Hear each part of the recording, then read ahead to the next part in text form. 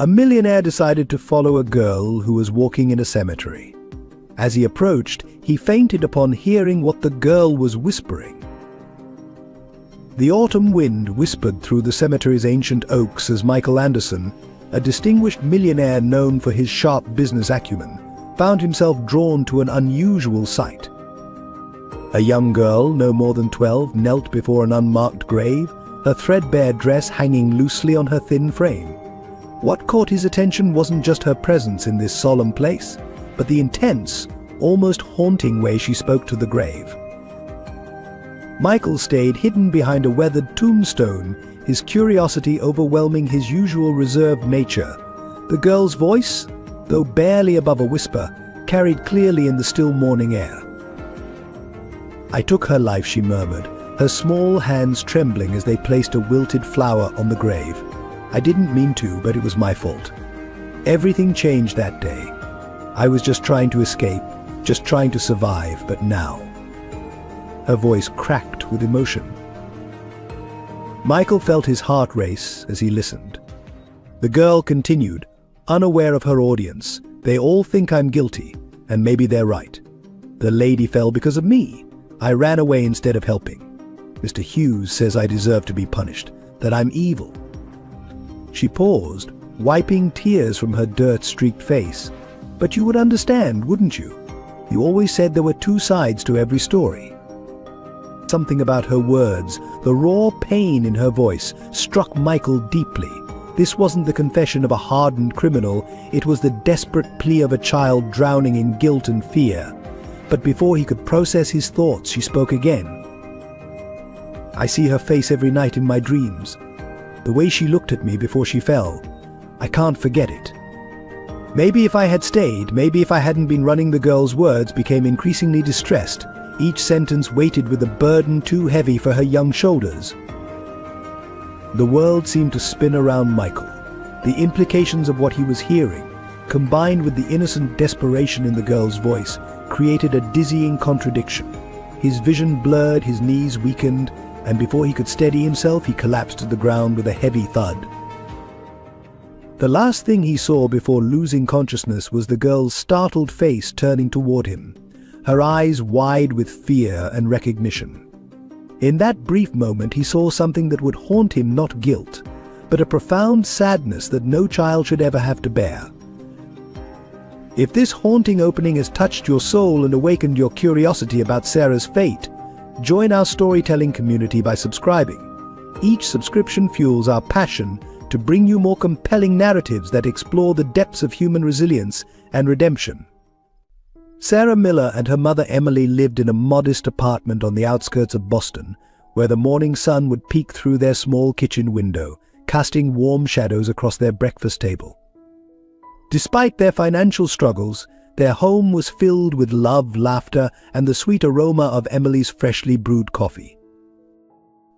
Emily worked 2 jobs to support them, as a waitress during the day and a cleaning lady in the evenings. Yet she never let exhaustion dim her bright smile or dampen her spirit.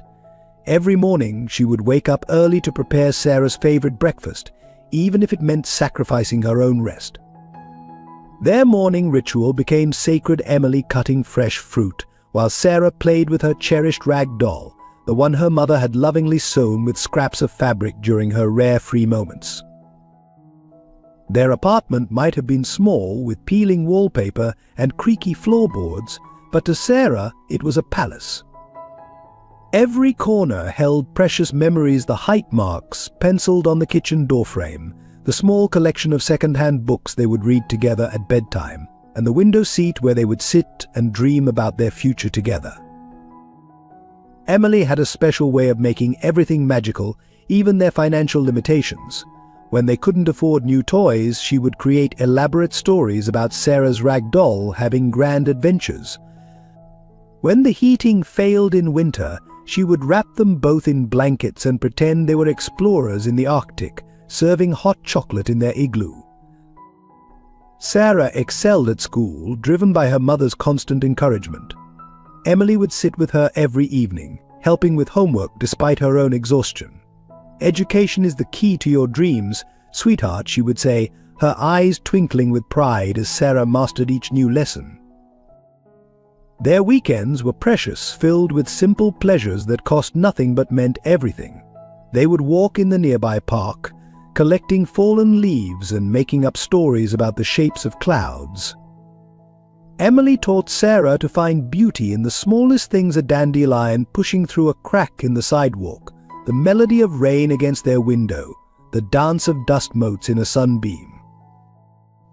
In their tiny kitchen, Emily passed down family recipes, teaching Sarah to make cookies from scratch and soup that could cure any ailment. These cooking lessons were more than just about food. They were moments of connection, filled with flour-dusted giggles and shared secrets.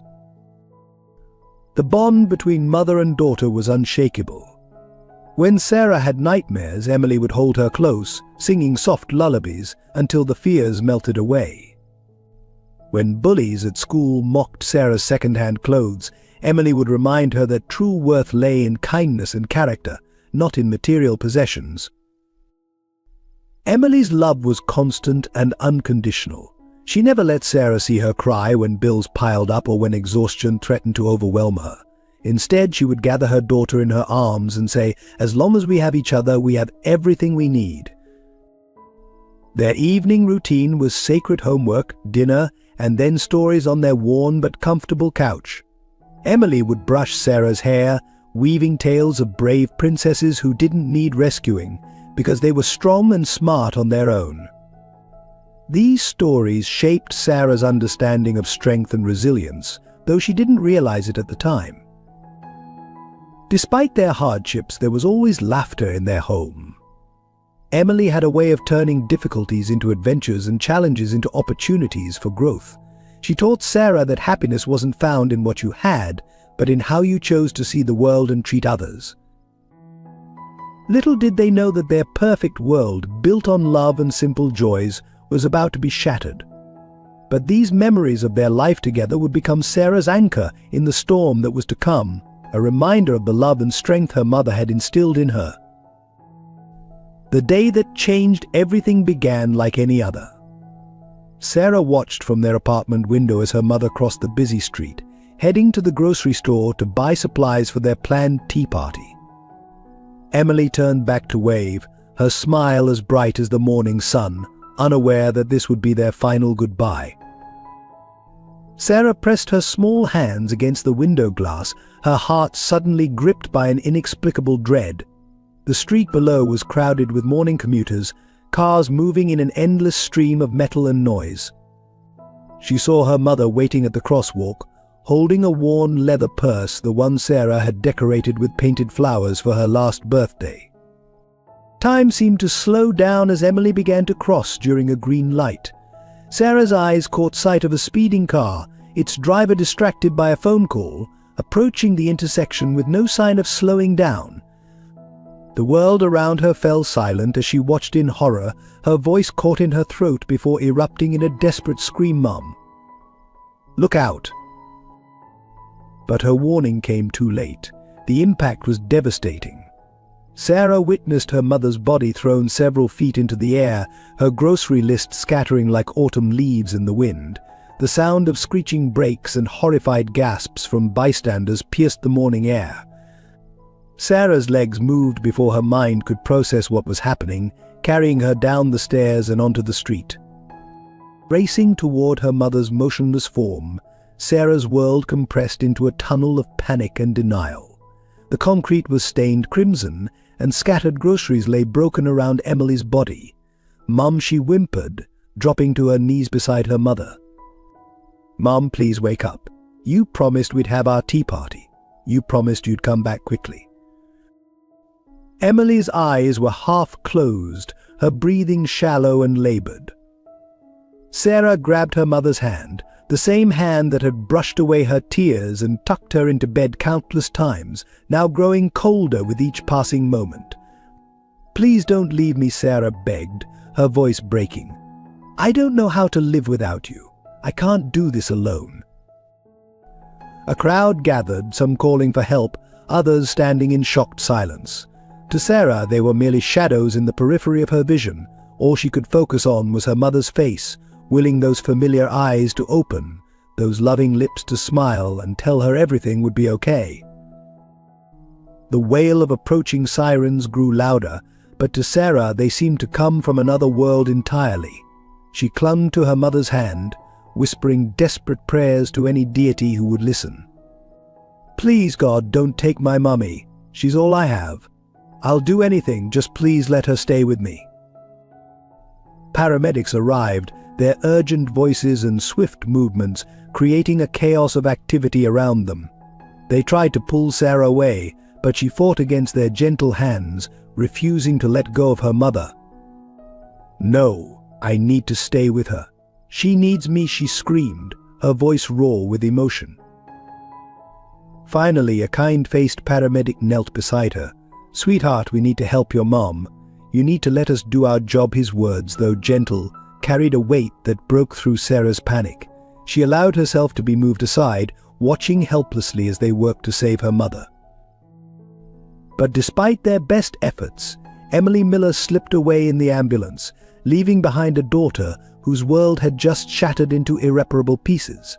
The last words Sarah heard her mother whisper were barely audible. "I love you, my brave girl."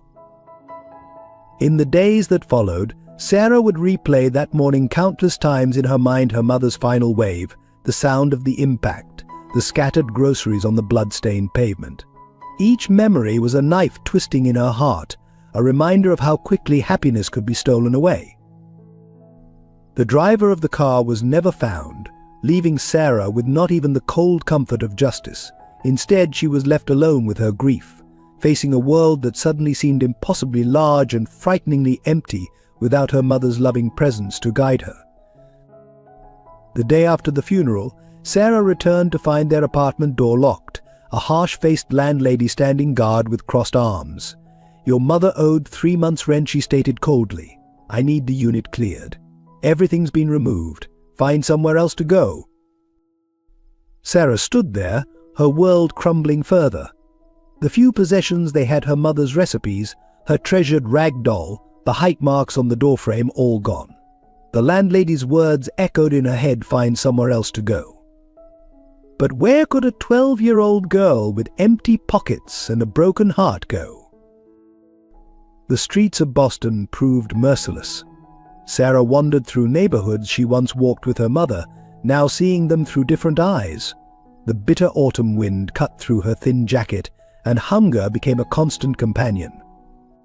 She slept on park benches, in abandoned doorways, always clutching her mother's last photograph, the only possession she'd managed to save.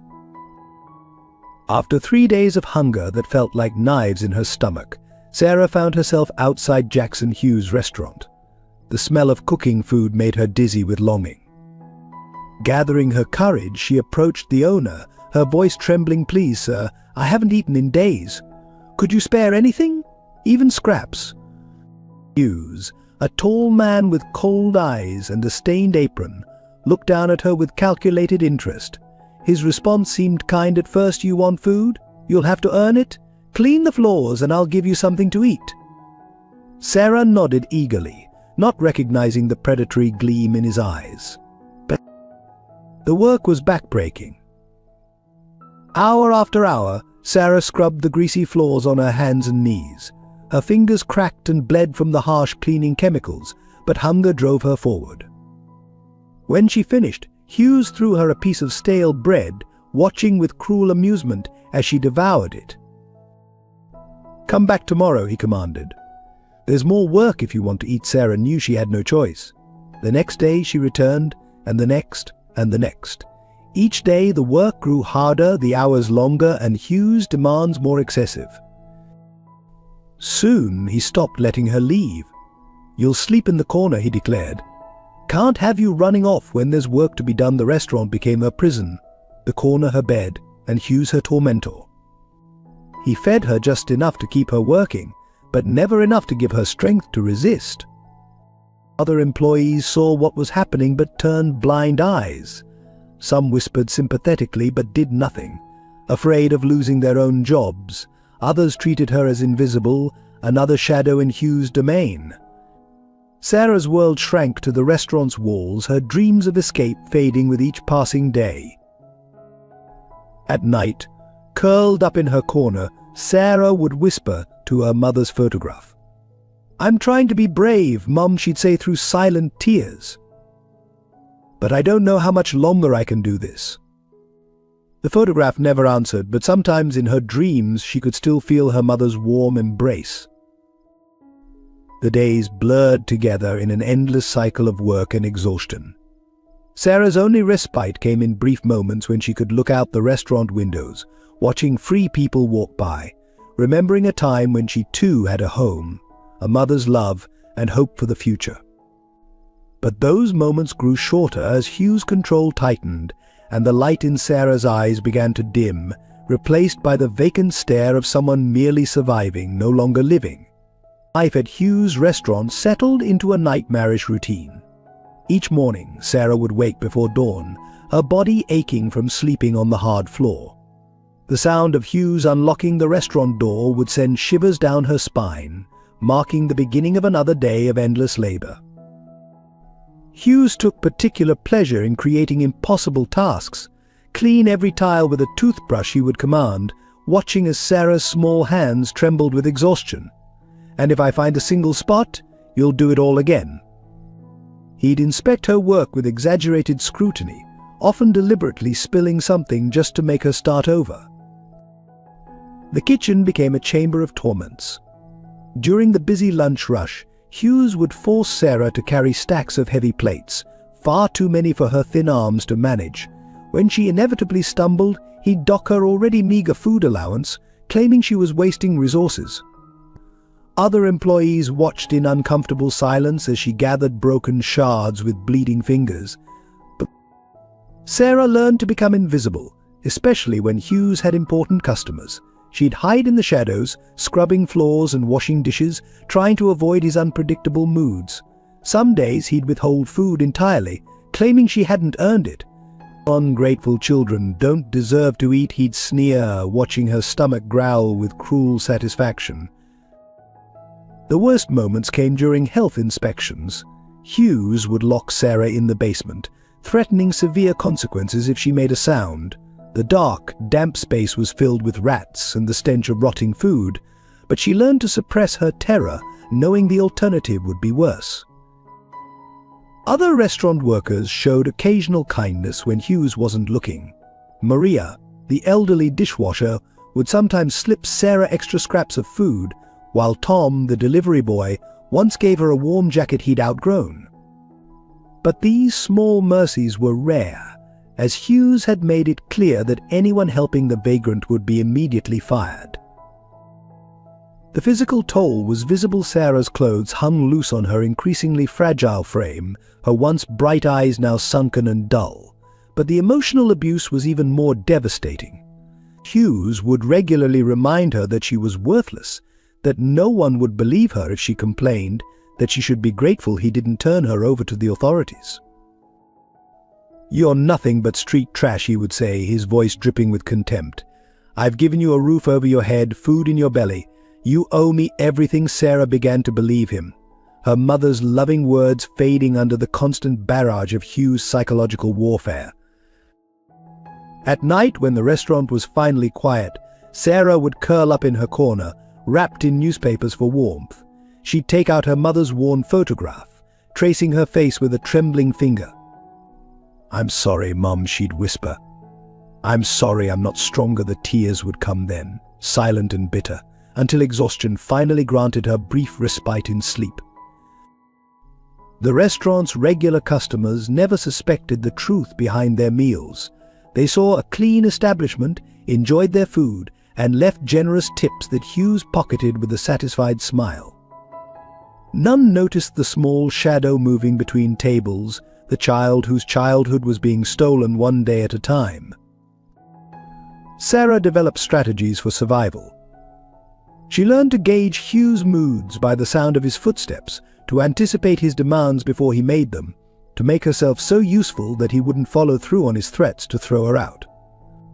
But each adaptation came at the cost of another piece of her soul. Some nights, when the pain and hunger were particularly bad, Sarah would dream of escape.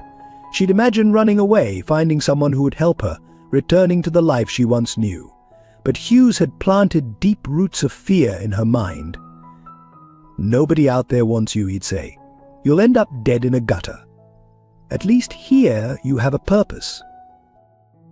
The seasons changed outside the restaurant windows, but Sarah's world remained frozen in an endless cycle of work and fear.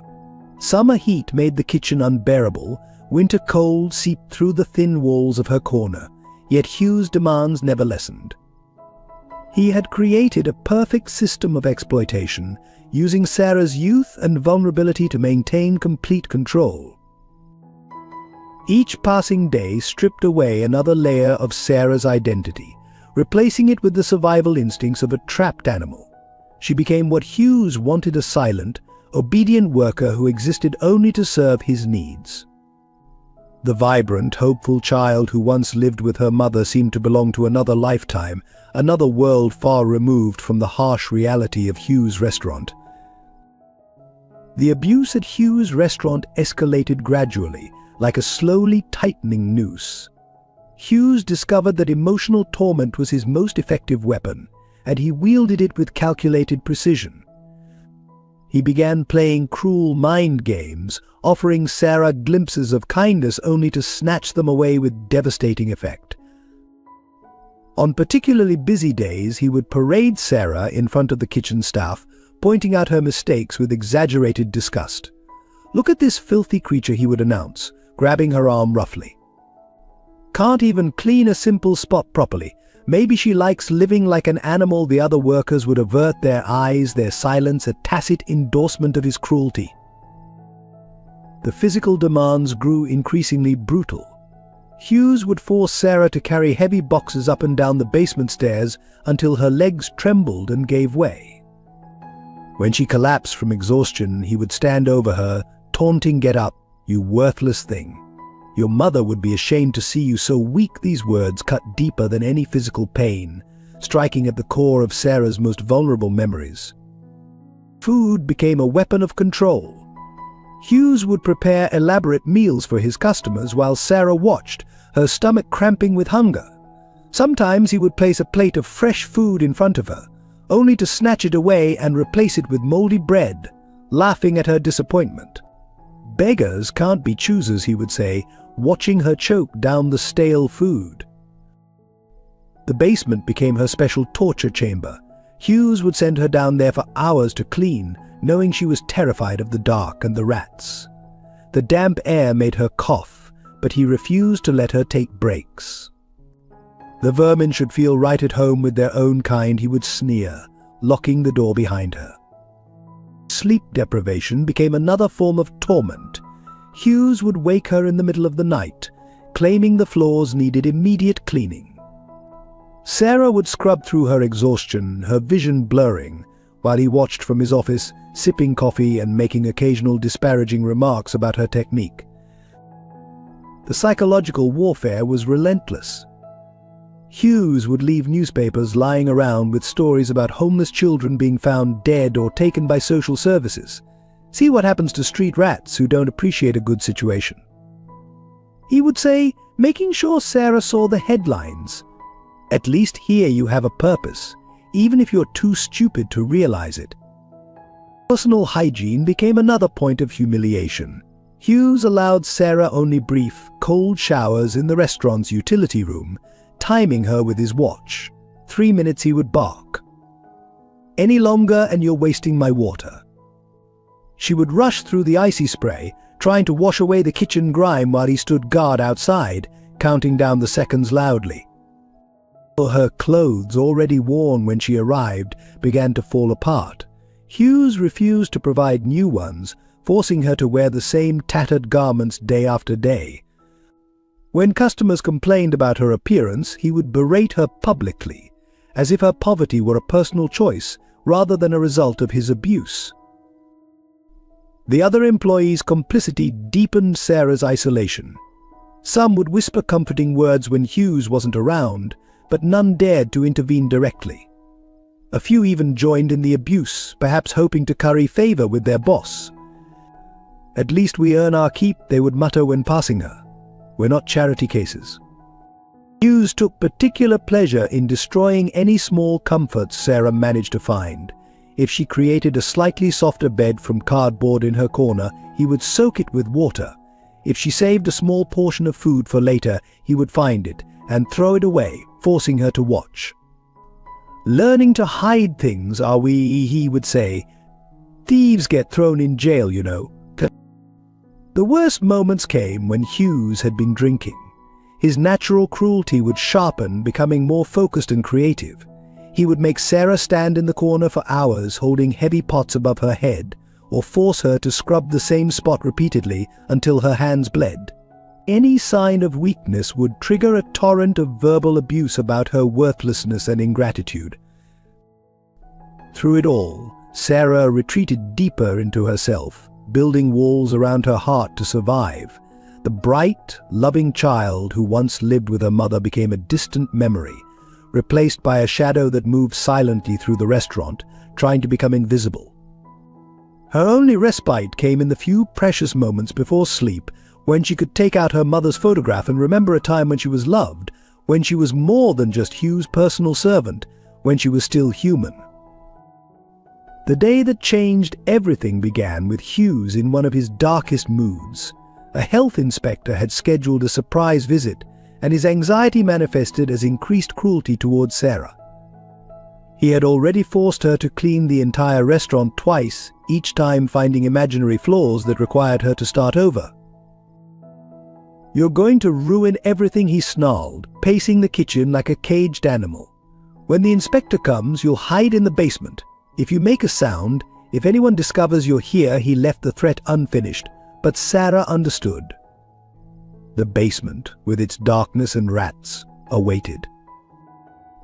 But something in Sarah had reached its breaking point. Perhaps it was the way Hughes had thrown away her mother's photograph the day before, calling it sentimental garbage. Though she'd managed to retrieve it from the trash later, something inside her had snapped. As Hughes turned his back, distracted by a delivery at the front door, Sarah saw her chance. She ran. Her legs, weak from malnutrition and exhaustion, carried her through the kitchen's back door and into the street. The sudden sunlight blinded her, but she didn't stop. Freedom, however brief, gave her strength she didn't know she possessed. Behind her, she heard Hugh's angry shout, but it only made her run faster. Sarah darted through alleys and side streets, her heart pounding so hard she thought it might burst. She had no destination in mind. Her only thought was to put as much distance as possible between herself and the restaurant. The world around her was a blur of colors and sounds, all foreign after months of confinement. Then it happened. As she rounded a corner at full speed, she collided with an elderly woman who was carefully crossing the street. The impact sent both of them sprawling. The woman, Mrs. Eleanor Bennett, Hugh's grandmother, fell heavily to the pavement. Her shopping bag spilled its contents across the sidewalk, groceries rolling in all directions. Time seemed to stop. Sarah watched in horror as Mrs. Bennett lay motionless on the ground. People began gathering, some rushing to help, others pointing at Sarah accusingly. She stood frozen, her mind racing between the instinct to help and the urge to flee. "Someone call an ambulance," a voice shouted. The crowd grew larger, and Sarah could hear sirens in the distance. Panic overwhelmed her. If she stayed, Hughes would find her. If she ran, she'd be leaving an injured woman behind. Her mother's voice echoed in her memory, "Always help those in need, sweetheart." But fear won out. With tears streaming down her face, Sarah turned and ran again, this time with the added weight of guilt pressing down on her shoulders. Behind her she could hear people shouting, calling her a heartless child, a criminal. Each word felt like a physical blow. She didn't stop running until she reached a small park several blocks away. Hidden behind some bushes, she finally allowed herself to break down. The reality of what had happened hit her full force. She had hurt someone, an innocent elderly woman who had simply been in the wrong place at the wrong time. From her hiding spot, Sarah watched as an ambulance sped past, sirens wailing. She hugged her knees to her chest, rocking back and forth as sobs racked her body. "I'm sorry," she whispered repeatedly, though there was no one to hear her apology. "I didn't mean to. I was just trying to get away." As the day wore on, Sarah's guilt grew heavier. She couldn't shake the image of Mrs. Bennet lying on the pavement, couldn't forget the accusations in the onlookers' eyes. The freedom she'd sought now felt tainted, poisoned by the knowledge that she'd hurt someone in her desperate bid to escape. Later that evening, she crept back to the scene of the accident. The street had returned to normal, no sign remaining of what had transpired except for a few scattered groceries that had been missed in the cleanup. Sarah picked up a bruised apple, turning it over in her trembling hands. The weight of her actions pressed down on her soul. She had fled from one nightmare only to create another. The thought that she might have seriously injured or even killed someone was unbearable. In that moment, Sarah felt more alone than ever before, trapped between the cruelty she'd escaped and the guilt of what she'd done. As darkness fell, Sarah found herself with nowhere to go and a new burden to carry. Her bid for freedom had come at a terrible price, one that would haunt her in the days to come. She didn't know then that this accident would set in motion a chain of events that would change her life forever, for better and worse. Michael Anderson's first real encounter with Sarah came 3 days after the accident. He had been haunted by the scene he'd witnessed in the cemetery, unable to shake the image of the small girl confessing to an unmarked grave. As CEO of Anderson Enterprises, he was accustomed to making quick, decisive judgments, but something about this situation defied his usual analytical approach. He found her again at the cemetery, this time in the early morning hours. She was curled up behind a large tombstone, shivering in the autumn chill, her clothes even more ragged than before. Dark circles shadowed her eyes, and her face bore the hollow look of someone who hadn't eaten in days. "You don't need to run," he said softly, keeping his distance to avoid frightening her. "I heard what you said the other day. I want to help." Sarah's eyes darted around, searching for an escape route, but exhaustion had drained her of the energy to flee.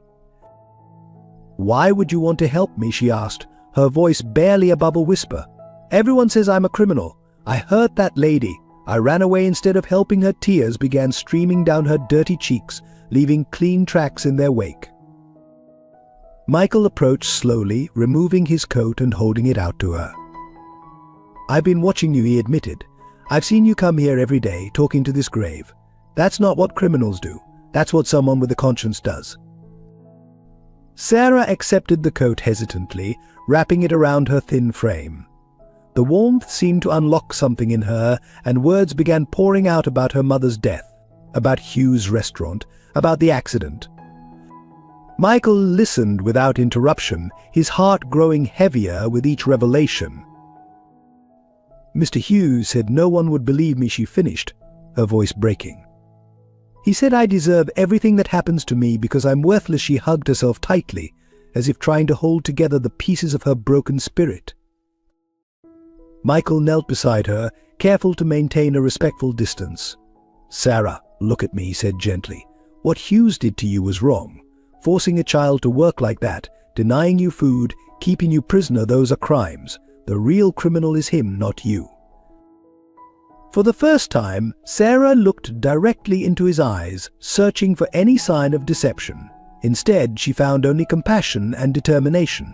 But the accident, she began, was exactly that, an accident. Michael finished firmly.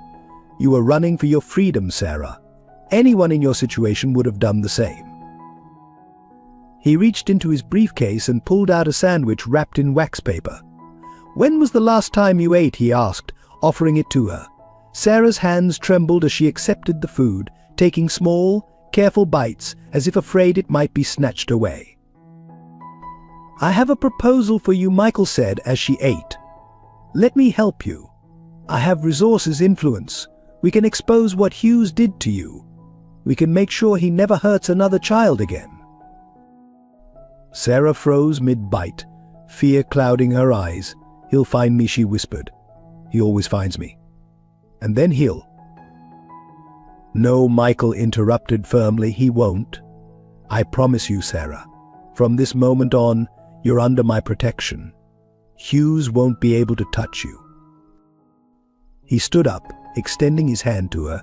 "You don't have to decide right now, but know this: I believe you.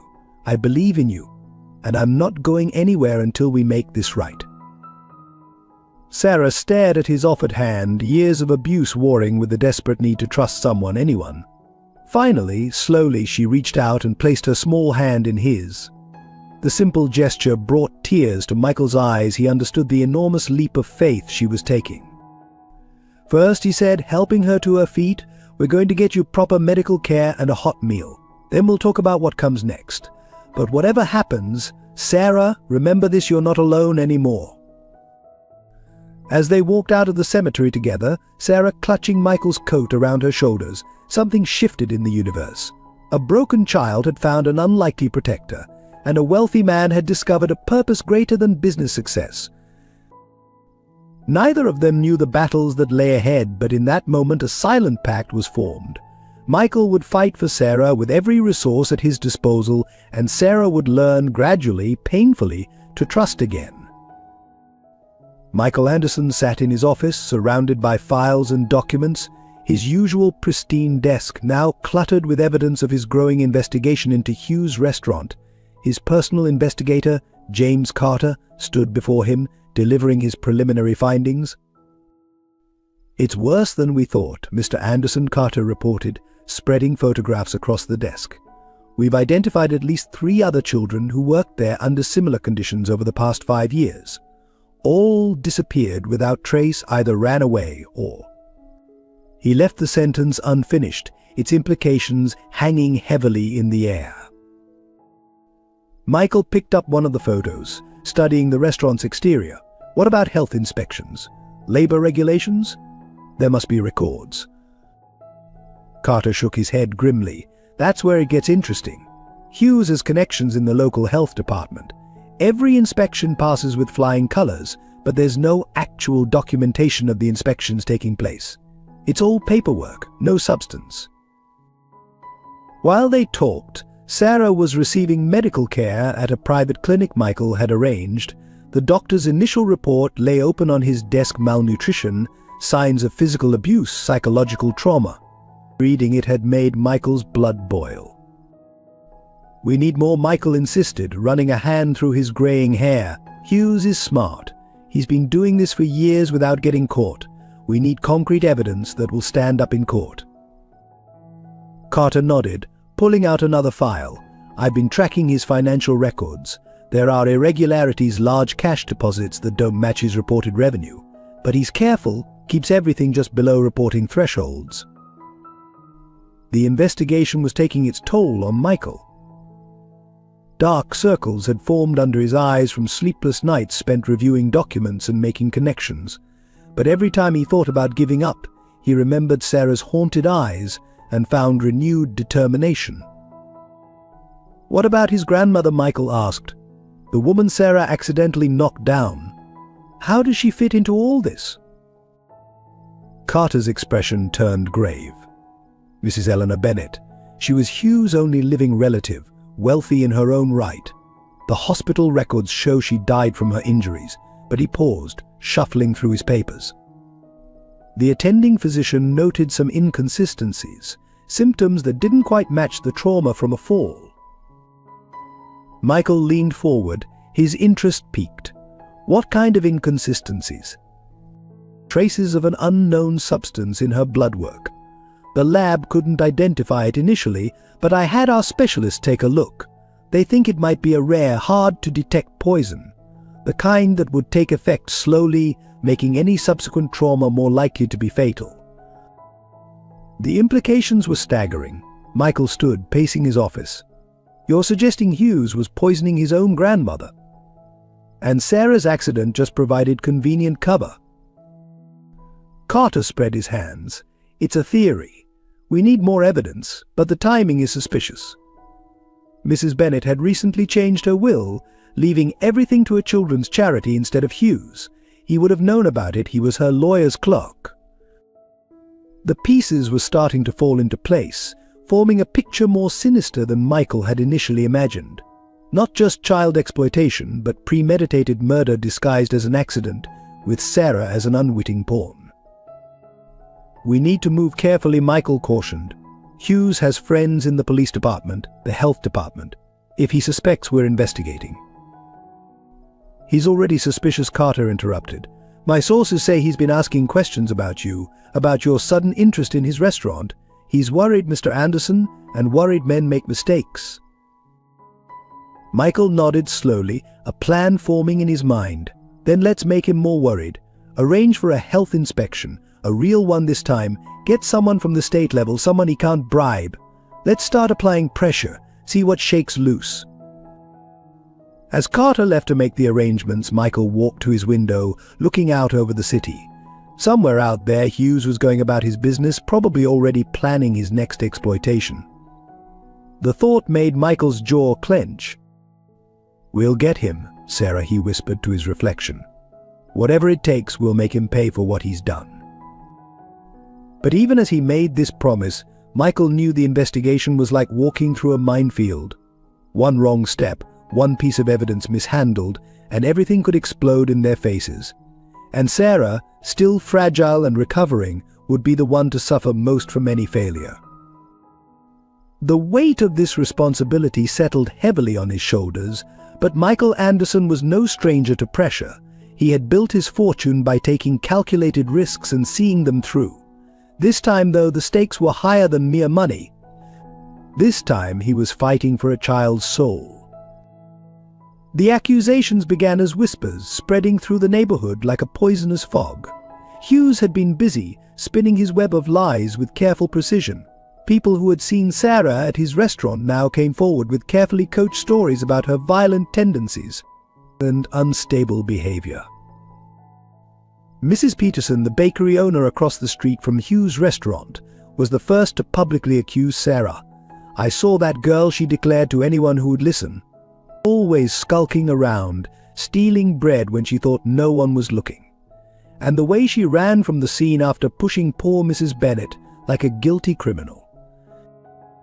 The local newspaper picked up the story, painting Sarah as a dangerous street child who had graduated from petty theft to violence against the elderly. The article, carefully orchestrated by Hughes' connections, described her as a troubled youth with a history of aggressive behavior, and questioned Michael Anderson's judgment in harboring her. Sarah discovered the extent of the accusations one morning when she accompanied Michael to a local diner for breakfast. The waitress refused to serve them, throwing the newspaper down on their table. "We don't serve people who hurt defenseless old ladies," she spat, loud enough for everyone to hear. The girl's face crumpled as she read the article, seeing her life twisted into something unrecognizable. "But that's not what happened," she whispered, hands trembling. "I was running away because I was scared. I didn't mean to hurt anyone." Michael watched helplessly as tears rolled down Sarah's cheeks. The other diners stared and whispered, some openly hostile, others merely curious about the supposed dangerous child in their midst. He led her out quickly, but the damage was done. The accusations escalated. Anonymous calls to Child Protective Services suggested Sarah was mentally unstable and dangerous. Letters arrived at Michael's office questioning his company's integrity for supporting a known criminal. Some of his business associates began cancelling meetings, citing concerns about association with controversy. Hughes played his part masterfully, appearing grief-stricken over his grandmother's death, while subtly feeding the flames of suspicion. "I tried to help her," he would say, shaking his head sadly. "I gave her work when no one else would. But there was always something wrong with her. I should have seen it coming." Sarah became a virtual prisoner in Michael's home, afraid to go outside where people might recognize her. She spent hours staring out windows, jumping at shadows, convinced that every passing car might be Hughes coming to take her away. The vibrant spirit that had begun to emerge under Michael's care started to withdraw again. One evening as they sat in his study, Sarah finally broke down. "Maybe they're right," she sobbed. "Maybe I am bad." Everything I touch gets ruined. Your reputation, Mrs. Bennet. My mum, her words dissolved into heart-wrenching cries. Michael knelt beside her chair, taking her small hands in his. Listen to me, Sarah. These accusations, they're not about you. They're about Hughes trying to protect himself. He's afraid of what you know, of what you represent. That's why he's doing this. But the weight of public opinion was crushing. Even with Michael's protection, Sarah felt the pressure of being branded a criminal. She overheard his housekeeper questioning her presence, saw the security guards exchange uncertain glances when she passed. The final blow came when a group of parents organized a protest outside Michael's office building, demanding he stop protecting a dangerous individual and think of the community's safety news cameras captured Sarah watching from an upstairs window, her pale face making headlines once again. That night, Michael found Sarah packing her few belongings into a small bag. I have to leave, she said, her voice small but determined. I'm only making things worse for you. Hughes won't stop until he destroys everything, and it's all my fault. Michael took the bag from her hands, setting it aside. Running away won't solve anything, he said firmly. It's exactly what Hughes wants for you to disappear, to take his secrets with you. We fight this together, or not at all. Sarah looked up at him, seeing the unwavering conviction in his eyes. For a moment she wavered between fear and hope, between flight and fight. Then, slowly, she nodded, though her voice trembled as she spoke. But what if they're right? What if I am what they say I am? Michael pulled her into a protective embrace, his voice fierce with determination. You are not what they say. You are a survivor, a fighter, and most importantly, you are not alone anymore. Let them talk. The truth will come out, and when it does, Hughes will be the one running. But even as he made this promise, Michael knew the battle was far from over. The accusations were just the beginning, and Hughes had more weapons in his arsenal. The question was, could Sarah's fragile spirit survive what was yet to come?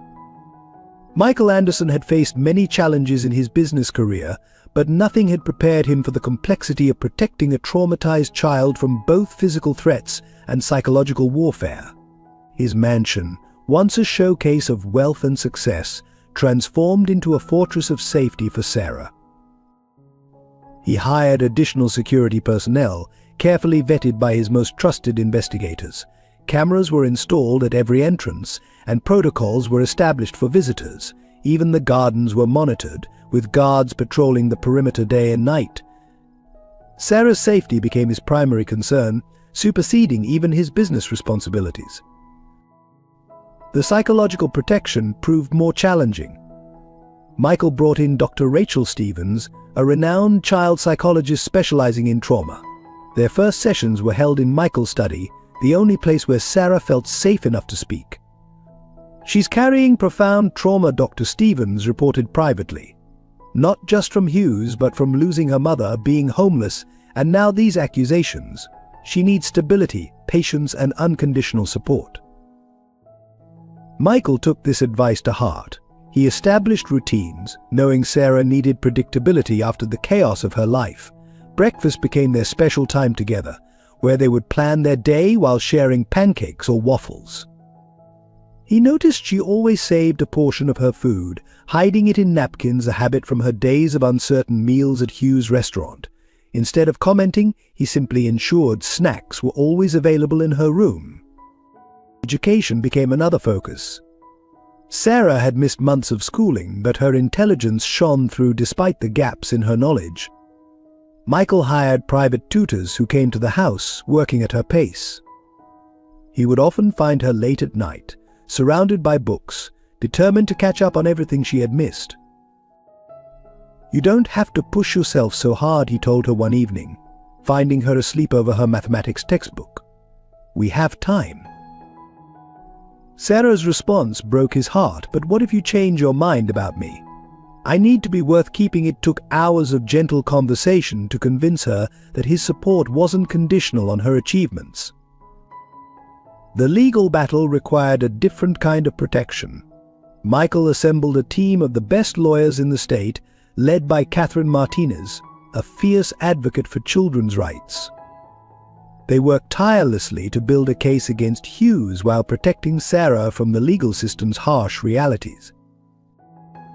"We need her testimony," Catherine explained during a strategy session, "but we also need to shield her from direct confrontation with Hughes.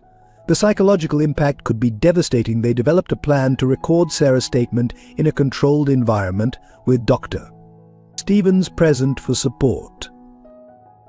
The media attention presented another challenge. Reporters camped outside the mansion, hoping to catch a glimpse of the dangerous street child being harbored by one of the city's most prominent citizens. Michael hired a public relations team not to spin the story, but to maintain silence. "The truth will come out in court," he insisted. "Until then, we protect Sarah's privacy at all costs." Some nights were harder than others. Sarah's nightmares would pierce the quiet of the mansion, her screams echoing through the halls. Michael would find her huddled in corners, reliving moments of terror from the restaurant. He learned to sit with her, not too close, speaking softly until she remembered where she was, who she was with. "I see him," she would whisper, eyes wide with fear. "He's coming to take me back. He says I belong to him." "You belong to yourself," Michael would respond firmly, "and you're safe here." I promise you that these episodes became less frequent over time, but each one reinforced his determination to see Hughes brought to justice. The financial cost of protecting Sarah was enormous: security, education, legal fees, therapy, but Michael never hesitated. When his financial advisors expressed concern about the mounting expenses, he simply redirected more resources from his personal accounts. "Some things are worth more than money," he told them. Michael also worked to protect Sarah's connection to her mother's memory. He helped her create a memory book, filling it with the few photos they could find and Sarah's written memories of their life together. When they discovered her mother's grave had been unmarked due to lack of funds, Michael arranged for a beautiful headstone to be placed there. The hardest part was watching Sarah struggle with trust. Even after months in his care, she would sometimes flinch when he moved too quickly, or apologize profusely for minor accidents. Each instance was a reminder of the deep wounds Hughes had inflicted, wounds that would take years to heal. Yet there were moments of breakthrough that made every effort worthwhile. The first time Sarah laughed genuinely at breakfast. The day she fell asleep on the couch during a movie, completely at ease. The morning she asked if she could call him Uncle Michael. These small victories kept him going through the darkest times. Through it all, Michael learned that protection wasn't just about physical safety or legal defense. It was about creating a space where a broken child could begin to heal, where trust could slowly rebuild, and where hope could take root again. It was about being the adult who stood firm when others walked away, who believed when others doubted, who fought when others surrendered. Each day brought new challenges, but Michael remained unwavering in his commitment. He had made a promise to Sarah in that cemetery, and he intended to keep it, no matter the cost. The breakthrough in Sarah's case came from an unexpected source. Maria Gonzalez, the elderly dishwasher who had shown small kindnesses to Sarah during her imprisonment at the restaurant, finally found the courage to come forward. She arrived at Michael's office one rainy afternoon, clutching a worn leather bag and shaking with nervousness. "I should have spoken sooner," Maria said, her voice trembling. "But Mr. Hughes, he threatened my family. Said he would have my son deported if I ever told anyone what I saw." She opened her bag, pulling out a small notebook filled with dates, times, and detailed observations of Hughes' treatment of Sarah and his suspicious activities. Maria had documented everything: the hours Sarah worked, the food she was denied, the verbal and physical abuse. But more crucially, she had recorded conversations she'd overheard between Hughes and his grandmother in the weeks before the accident. "He was poisoning her slowly," Maria explained, "adding something to her tea every morning. I saw him do it, but I was too afraid to say anything." The notebook contained precise details about Hughes' behavior after his grandmother changed her will. Maria had recorded his rage, his threatening comments, and most importantly, his admission of guilt during a phone conversation she had overheard. "He didn't know I was there," she said. "He was talking to someone about making sure his grandmother had an accident before the new will could be filed." Michael's legal team moved quickly to verify Maria's evidence. They found credit card receipts matching dates in her notebook when Hughes had purchased unusual chemicals. They tracked down the changed will, still waiting to be filed with the court, which would have disinherited Hughes completely. The investigation expanded to Hughes' computer records. A forensic team discovered encrypted emails between Hughes and various officials he had bribed over the years. There were arrangements for fake health inspections, payments to police officers to look the other way, and even communications about other children he had exploited before Sarah. But the most damning evidence came from an unexpected place. Hughes, in his arrogance, had kept detailed records of his grandmother's declining health, documenting the progression of her poisoning as if it were a scientific experiment. These records were hidden in a secret compartment in his office, which Maria had seen him accessing late at night. Sarah's reaction to these discoveries was complex. When Michael gently shared what they had found, she broke down crying. She knew Sarah sobbed. "Mrs. Bennet knew what he was doing to me. She tried to help by changing her will, and he killed her for it. And then he used me to cover it up."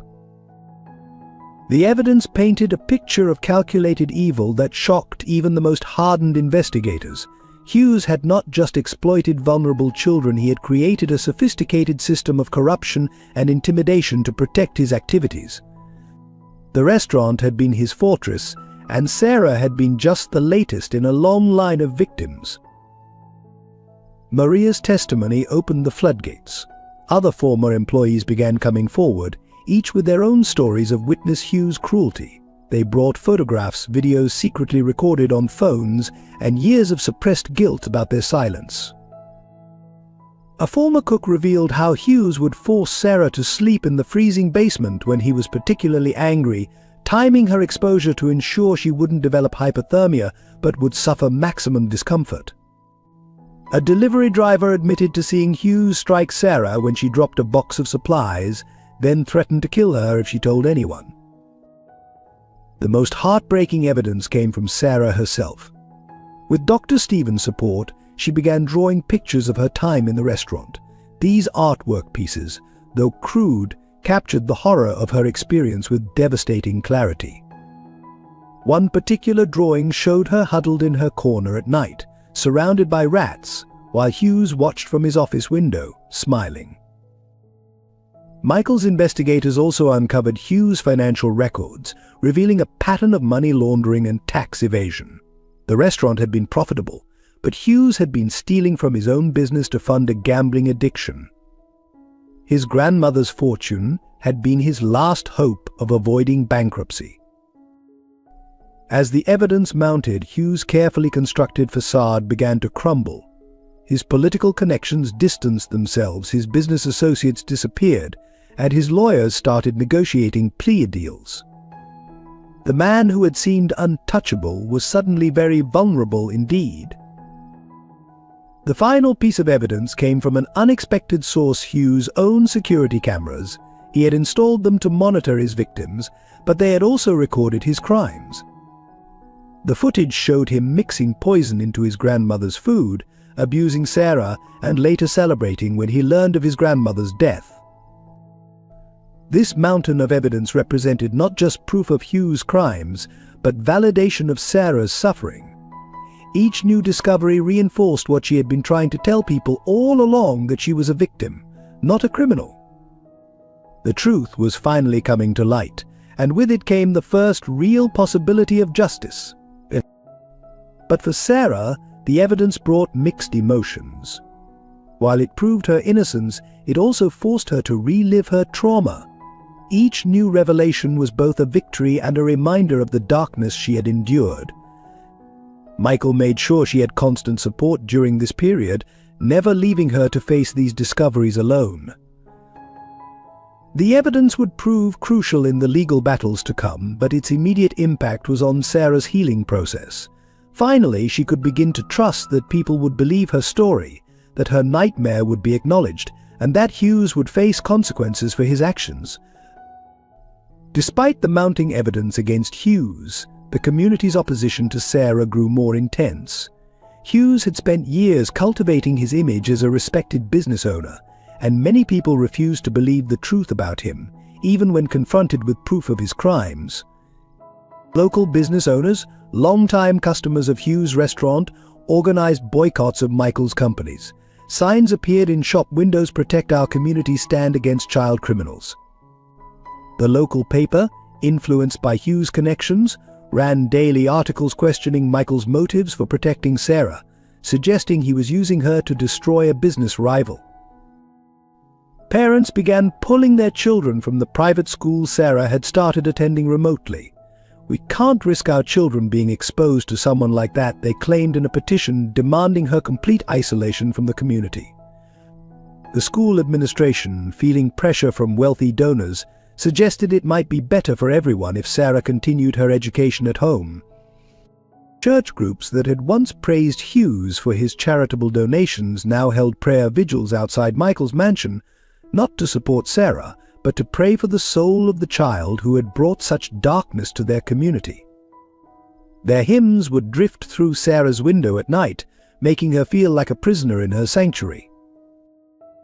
The opposition took a darker turn when anonymous threats began arriving at Michael's office. Letters described in graphic detail what should happen to child murderers and those who protected them. Security had to be doubled, and Sarah's movements became even more restricted. The psychological impact was severe. She began having panic attacks whenever she heard crowds outside the gates. Local politicians, sensing the public mood, made statements distancing themselves from Michael's crusade. Some even suggested launching investigations into his business practices, thinly veiled attempts at intimidation. Hughes' influence ran deep, and he was calling in every favor he had accumulated over the years. Social media became a battlefield. Photos of Sarah were circulated with false stories attached, claiming she had a history of violence in other cities. Fake accounts spread rumors about her background, suggesting she was part of a gang targeting elderly victims. Each new lie seemed to find eager believers. The few people who tried to speak in Sarah's defense faced immediate backlash. Maria, after her testimony became public, had her car vandalized and received so many threats she had to move to a different neighborhood. Other former employees who had come forward found themselves blacklisted from local businesses. Sarah watched all of this with growing despair. "Why do they hate me so much?" she asked Michael one evening, after watching another news report about the community's opposition. "They don't even know me." The weight of being cast as a villain in her own story was almost too much to bear.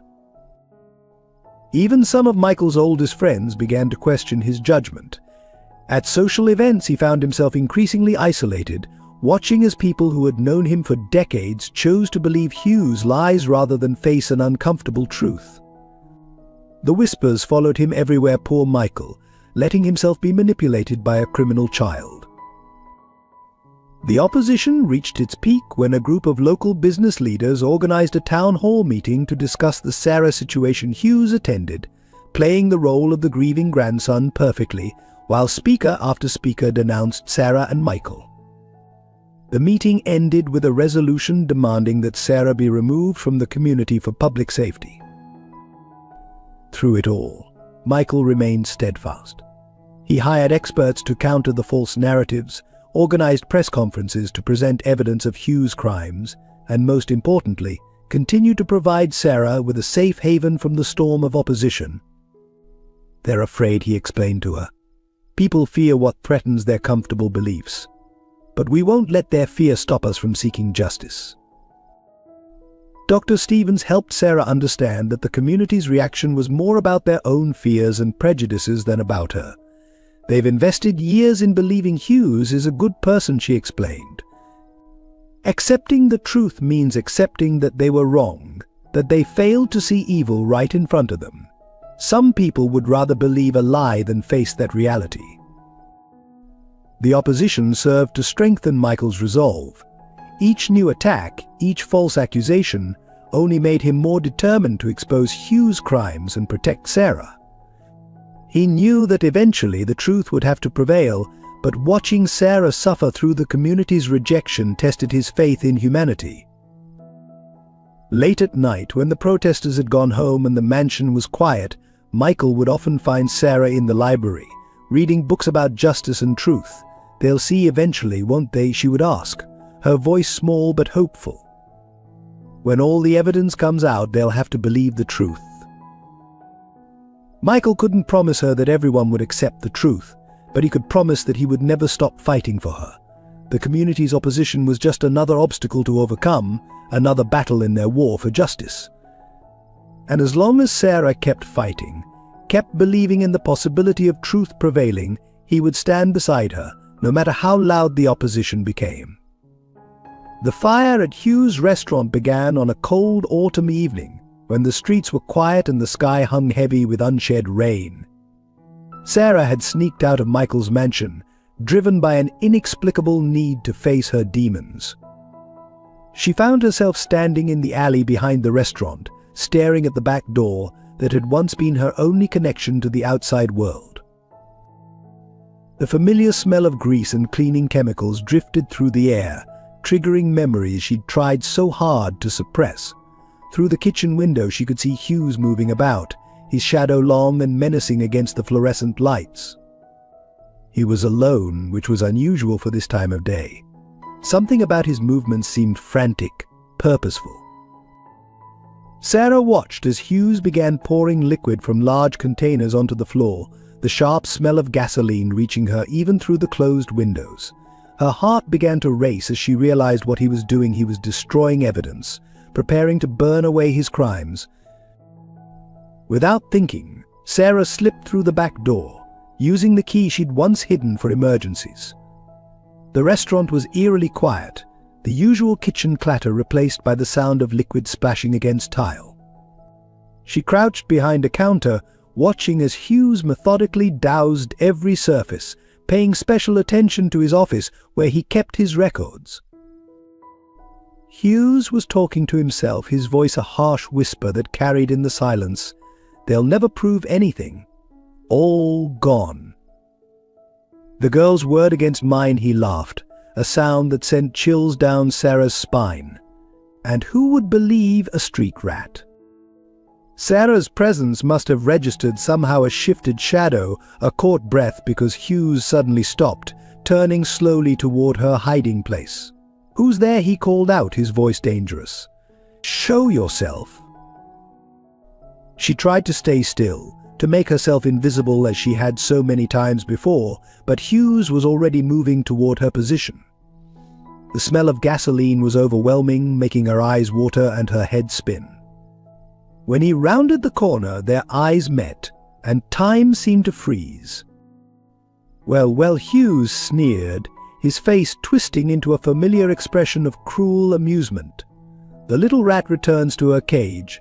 "Come to see your old home one last time." He held up a box of matches, waving them tauntingly. "You're just in time for the final act." Sarah scrambled backward, but years of malnutrition and abuse had left her slower than she should have been. Hughes caught her arm, his fingers digging into her flesh with bruising force. "You've caused me quite a lot of trouble," he hissed. "But no one will find anything when I'm done. And if a troublesome little girl happens to be caught in an unfortunate accident, well, that's just tragedy, isn't it?" The sound of a match striking made Sarah's blood run cold. Hughes held the small flame close to her face, letting her feel its heat. "Remember how you used to beg for warmth on cold nights? Let's see how you like it now." With a cruel laugh, he tossed the match. The gasoline-soaked floor erupted instantly, flames racing across the restaurant in hungry lines. Hughes shoved Sarah toward the spreading fire, but years of survival instinct kicked in. She ducked under his arm, darting toward the back of the restaurant. The fire moved faster than seemed possible, cutting off her escape routes one by one. Smoke filled the air, thick and choking, making it impossible to see more than a few feet ahead. Sarah could hear Hughes laughing somewhere behind her, the sound mixing with the roar of the flames. The heat was incredible, unlike anything she'd experienced before. Her lungs burned with every breath, and her eyes streamed with tears.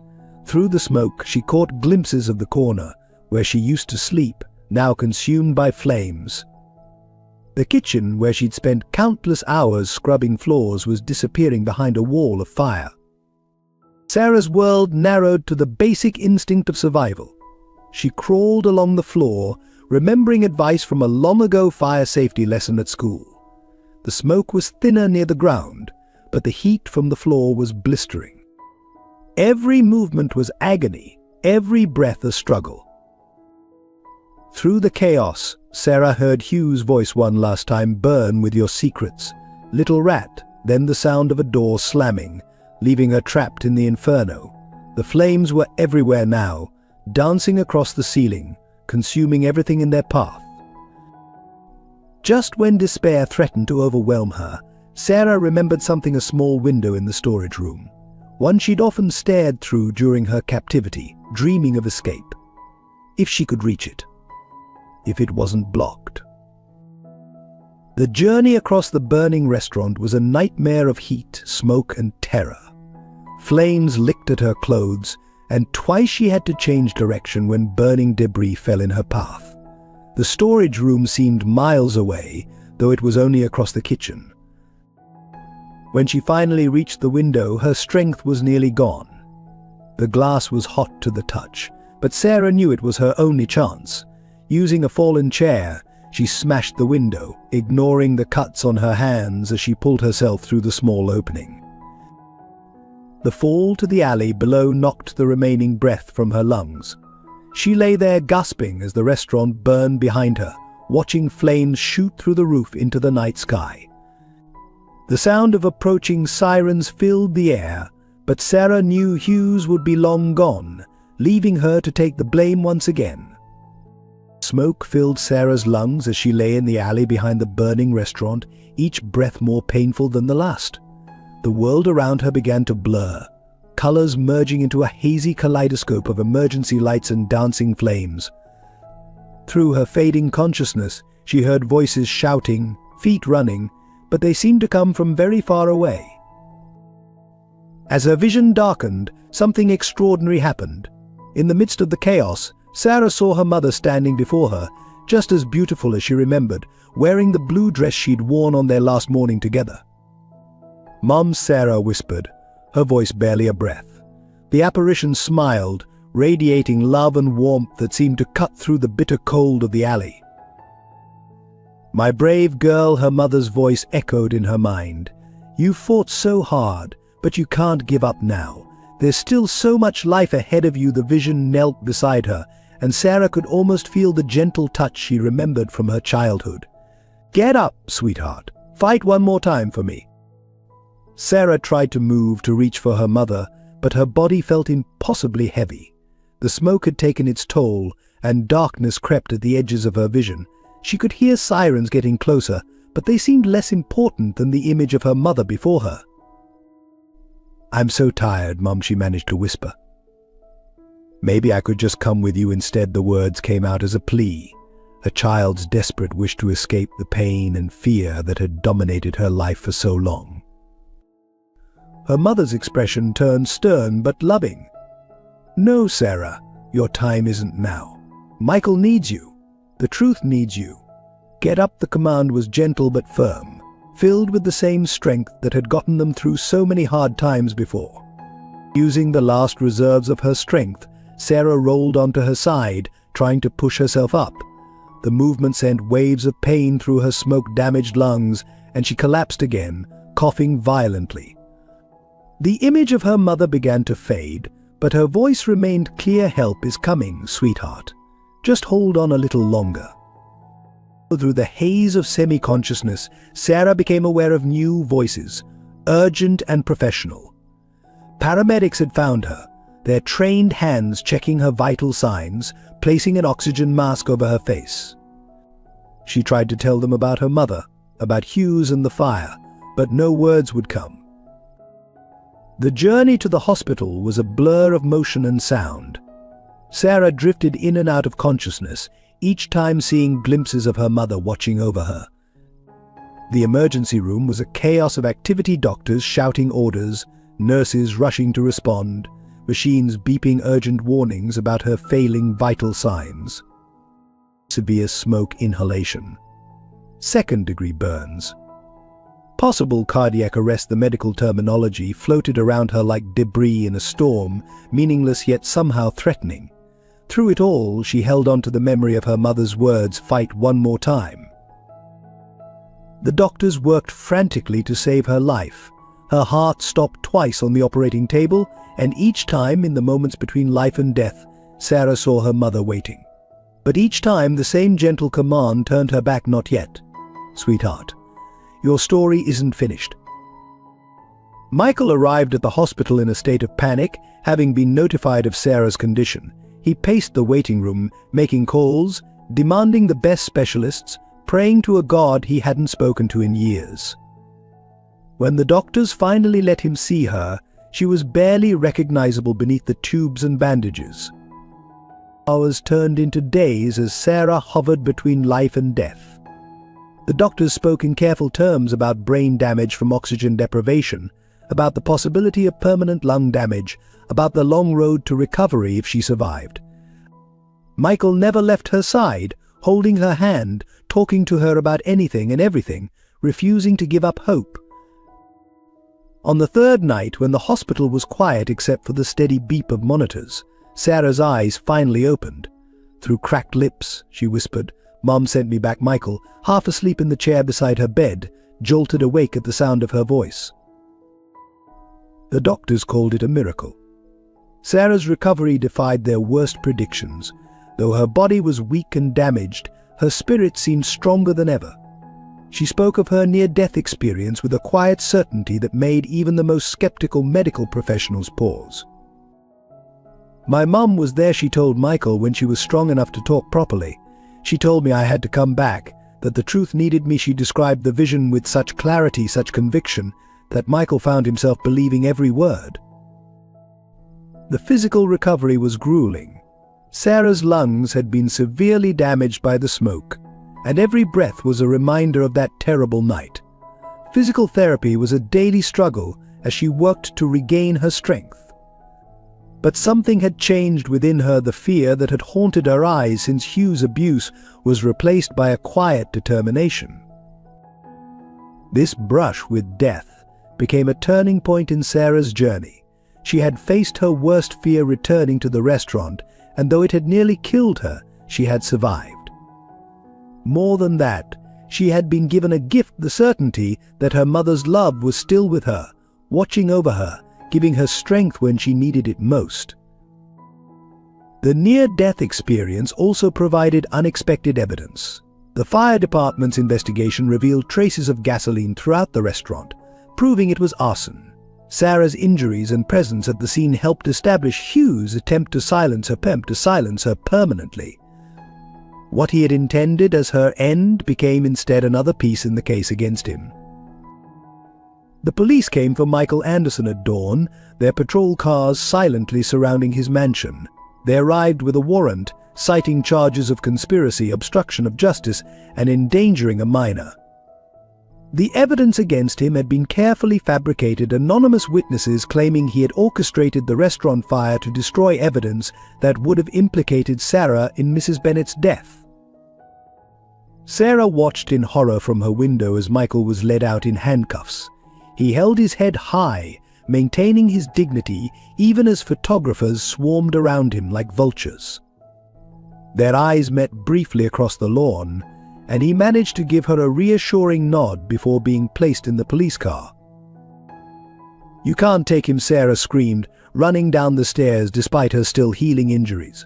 "He's innocent. Mr. Hughes is the one who started the fire," but her voice was lost in the chaos of the arrest. Two officers held her back as Michael was driven away, her desperate pleas echoing in the morning air. The media descended like a storm. Headlines screamed about the millionaire who had harbored a dangerous child and then resorted to arson to protect her. Hughes played his part perfectly, appearing on local news to express his deep concern about Michael's descent into criminal behavior. "I tried to warn him about that girl," Hughes told reporters. his face a mask of false concern. Some people are beyond saving, but Anderson wouldn't listen. Now look where his obsession has led him. The community, already primed to believe the worst, accepted this narrative without question. Sarah was taken to a children's shelter, her world crumbling for the second time. The other children avoided her, having seen her face on the news. The staff treated her with clinical detachment, clearly believing she was responsible for Michael's downfall. At night she would cry silently into her pillow, the weight of guilt threatening to crush her. Michael's legal team worked frantically to secure his release, but Hugh's influence ran deep. Evidence vanished from police files, witnesses suddenly changed their stories, and judges known for their fairness were mysteriously replaced with ones who had connections to Hugh's family. In his cell, Michael refused to break. He used his one phone call not to contact his lawyers, but to ensure Sarah was being properly cared for. Don't give up hope, he told her through a social worker. The truth will come out. Stay strong, his words gave her courage, but the separation was almost unbearable. The business empire Michael had built began to crumble. Shareholders demanded his resignation, partners distanced themselves, and projects years in the making were suddenly cancelled. His reputation, built over decades of honest work, was being systematically destroyed. Sarah couldn't bear the thought that Michael was suffering because of her. One night, she considered going to the police and confessing to everything Hughes had accused her of, thinking it might free Michael. But her mother's words from her near-death experience echoed in her mind, "The truth needs you." The arrest took its toll on Michael physically. Prison life was hard on a man accustomed to comfort, but he bore it with quiet dignity. Other inmates, hearing his story, offered protection, moved by his sacrifice for a child who wasn't his own. Visiting hours were the hardest. Seeing Sarah across the table, noticing how thin she had become, how the light in her eyes dimmed a little more each time, tested Michael's resolve. But he maintained his optimism for her sake, even as the evidence against him mounted. "Remember what I told you the day I found you in the cemetery?" he asked during one visit. "I believed in you then, and I believe in you now.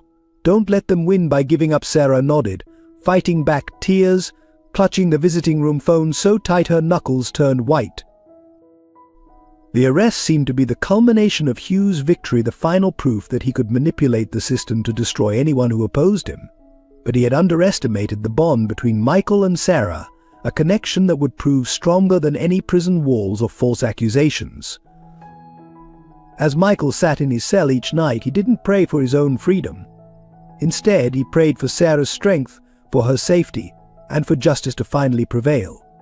He knew that somewhere in the darkness the truth was waiting to be discovered. It was just a matter of time. Life at the Riverside Children's Shelter was a different kind of prison for Sarah. The building itself was clean and well-maintained, but the atmosphere was heavy with judgment and suspicion. Staff members watched her constantly, as if expecting her to suddenly become the dangerous criminal Hughes had painted her to be. The other children gave her a wide berth, whispering behind their hands when she passed. Some had seen her story on the news, while others had been warned by their social workers to stay away from the girl who got the millionaire arrested. Meals were eaten in isolation, recreation time spent alone in a corner of the playground, nights passed in a small room that felt more like a cell than a bedroom. "You should be grateful," Mrs. Patterson, the head caretaker, would say with barely concealed disdain. "Most children with your history end up in juvenile detention. You're lucky to be here at all." The words were delivered with a smile that never reached her eyes, a reminder that even those meant to protect her believed the worst. Sarah's few possessions, the photograph of her mother, some clothes Michael had bought her, books they had read together, were accidentally damaged or lost. When she reported the missing items, the staff suggested she was lying for attention. "Just like you lied about Mr. Hughes," one worker muttered, not quite under her breath. The mandatory counseling sessions were exercises in futility. The therapist, Dr. Roberts, had clearly made up his mind about her guilt before their first meeting. "Let's talk about why you feel the need to manipulate people," he would begin, his pen poised to record her confessions. Sarah learned to sit in silence during these sessions, retreating into memories of better days. Nights were the worst. The shelter's strict rules meant lights out at 8:30 p.m., leaving Sarah alone with her thoughts in the darkness. She would lie awake, listening to distant traffic and wondering if Michael was also awake in his cell, thinking of her. The guilt of his imprisonment weighed heavily, making sleep elusive. The few times she did sleep, nightmares plagued her. She would dream of Hughes setting fires that consumed everything: the restaurant, Michael's mansion, the shelter, while everyone watched and applauded.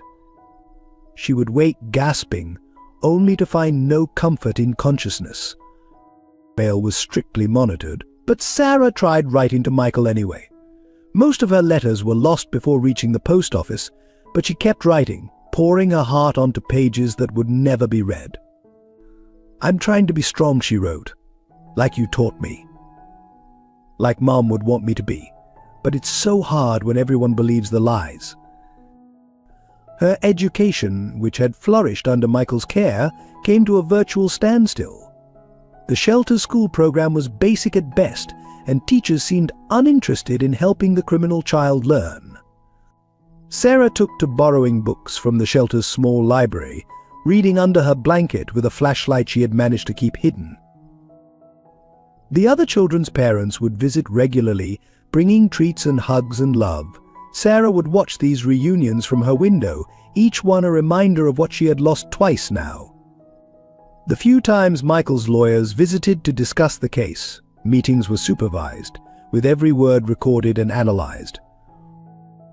One day, Sarah found a small kitten hiding in the shelter's garden. For a brief moment, she felt a connection to another living being that didn't judge her. But when staff discovered her feeding it scraps from her meals, the kitten was quickly relocated, another small cruelty in a growing list. Some nights, when the loneliness became unbearable, Sarah would sneak up to the shelter's roof. There, under the stars, she would talk to her mother and to Michael, sharing her fears and hopes with the night sky. These moments of solitude became her sanctuary, the only time she felt she could truly be herself. The isolation took its toll. Sarah grew thinner, quieter, more withdrawn. The spark of fight that Michael had nurtured began to dim under the constant weight of suspicion and judgment. Yet somewhere deep inside, a small flame of hope remained alive, hope that somehow, someday, the truth would finally be heard. The community's judgment of Sarah reached new heights following Michael's arrest. Local newspapers ran daily features analyzing her criminal behavior, with experts speculating about psychological disorders and troubled childhoods. Former neighbors from her life before Hughes came forward with fabricated stories of early warning signs they claimed to have noticed. Church groups that had once offered prayers for Sarah's salvation now used her as a cautionary tale in their sermons. "See how evil can wear an innocent face," they warned their congregations. "The devil works through the most unexpected vessels." Parents used her story to frighten their children into obedience. "Be good, or you'll end up like that Miller girl." The shelter received a steady stream of letters demanding Sarah's removal from the community. Some suggested sending her to juvenile detention, others recommended psychiatric facilities, and a few contained threats that forced the shelter to increase security. Each piece of hate mail was carefully filed away, adding to the narrative of her supposed danger to society. Local businesses posted her photograph behind their counters with instructions to call the police if she was seen on their premises. When the shelter took children on supervised outings, shops would suddenly close, displaying technical difficulty signs until the group had passed. Sarah learned to recognize the sound of locks clicking shut as she walked by. Even medical care became a challenge. The hospital that had treated her after the fire now refused to schedule follow-up appointments, citing security concerns. The few doctors willing to see her did so with obvious reluctance, rushing through examinations while wearing their distrust openly. Social media amplified the isolation. Teenagers created cruel memes about the devil child, sharing edited photos that made her look sinister. Local news websites had to disable comments on stories about her case because of the violent suggestions being posted. The digital persecution was relentless and far-reaching. Former friends from school posted videos exposing Sarah's past behavior, inventing incidents that never happened but gained thousands of views. One particularly viral post claimed she had tortured neighborhood pets before her mother's death, leading to a formal investigation that found no evidence but added to her notoriety. The isolation extended to the shelter staff, who faced criticism for housing her. Several employees quit rather than be associated with her care, and those who remained treated their duties as a form of punishment. Volunteers cancelled their commitments, leaving the shelter understaffed and the other children deprived of activities. Professional services became increasingly difficult to access.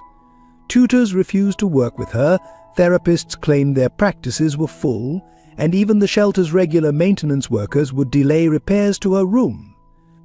The message was clear: she was untouchable, contaminated by accusations that grew more elaborate with each retelling. Sarah's only human contact came from mandatory interactions with shelter staff and occasional visits from Michael's lawyers. Even the other children in the shelter were forbidden by their social workers from speaking to her, creating an invisible barrier that followed her through every day. The isolation began to manifest physically. Sarah developed insomnia, lost weight, and started experiencing anxiety attacks. Her skin grew pale from spending so much time indoors, away from judgmental eyes. The shelter's doctor noted these changes but attributed them to guilt manifestation rather than the effects of social isolation. Local government officials, sensing the public mood, began discussing changes to shelter policies that would allow them to segregate high-risk individuals. Everyone knew these discussions were aimed at Sarah, though her name was never mentioned in the official documents.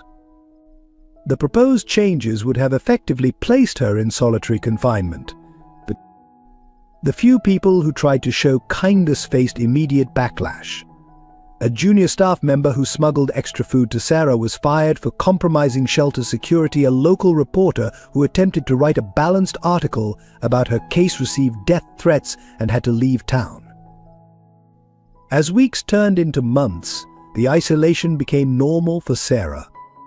She learned to move silently through the shelter, to make herself invisible, to expect and accept rejection as her default state of existence. The vibrant, healing girl who had begun to emerge under Michael's care retreated behind walls built of society's judgment. Yet in this complete isolation, Sarah found an unexpected strength. Like a plant growing through concrete, she developed a resilience born of necessity. Each day of survival became a quiet rebellion against those who wished to see her break. She held on to Michael's words, "The truth needs no audience to remain true." Hughes appeared to be at the height of his power. With Michael in jail and Sarah isolated in the shelter, he moved through the community like a conquering hero. His restaurant, rebuilt after the fire with insurance money, became a gathering place for those who supported his version of events. He played the role of the victimized businessman perfectly, accepting sympathy with practiced humility. Local media celebrated his resilience in the face of adversity. He gave interviews describing how he had tried to help Sarah, painting himself as a charitable man whose kindness had been repaid with violence and destruction. Each appearance was carefully crafted to reinforce his image as the victim while subtly undermining any support remaining for Sarah or Michael.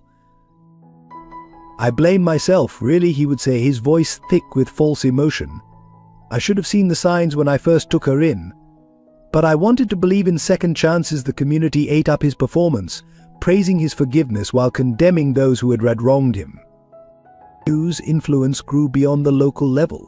He was invited to speak at regional business conferences about overcoming setbacks and maintaining faith in human nature. His story of perseverance attracted attention from state politicians, who began courting his support for their campaigns. His wealth increased as sympathy translated into customer loyalty. The restaurant's business boomed, with people waiting hours for tables to show their support. He launched a charitable foundation in his grandmother's name, supposedly to help troubled youth, though the funds seemed to disappear into administrative costs. Behind the scenes, Hughes tightened his grip on local power structures. He placed allies in key positions, from the police department to the city council. Those who questioned his version of events found themselves facing audit notices, licensing problems, or mysterious personal difficulties. The evidence against Michael seemed to multiply. New witnesses appeared, claiming to have seen him plotting with Sarah. Documents surfaced suggesting financial irregularities in his companies, carefully crafted to appear damning while falling apart under close scrutiny. Hughes orchestrated everything from the shadows, his hands clean of any direct involvement. His grandmother's estate was finally settled with Hughes as the sole beneficiary. The changed will vanished from the lawyer's office during a convenient break-in, and the new version named Hughes as the natural heir to her fortune. He used the money to expand his influence, buying property and businesses throughout the city. At social gatherings, Hughes would speak sadly of Michael's descent into obsession and Sarah's unfortunate tendencies. He mastered the art of character assassination through apparent sympathy, poor child, product of a broken home, and Anderson letting his guilt over never having children cloud his judgment. The shelter received regular donations from Hughes Foundation, each one accompanied by press coverage and subtle reminders of the danger they housed within their walls. The donations came with strings, increased surveillance, stricter protocols, all aimed at making Sarah's life more difficult while maintaining his benevolent image. His employees, carefully selected and well paid for their loyalty, spread stories about Sarah's time at the restaurant. They described incidents that never happened, each tale more dramatic than the last, building a mythology of evil around the young girl that seemed impossible to combat. Hughes even began writing a book, promoted as a cautionary tale about trust and redemption. Advance orders poured in, and a prominent publisher scheduled a national tour.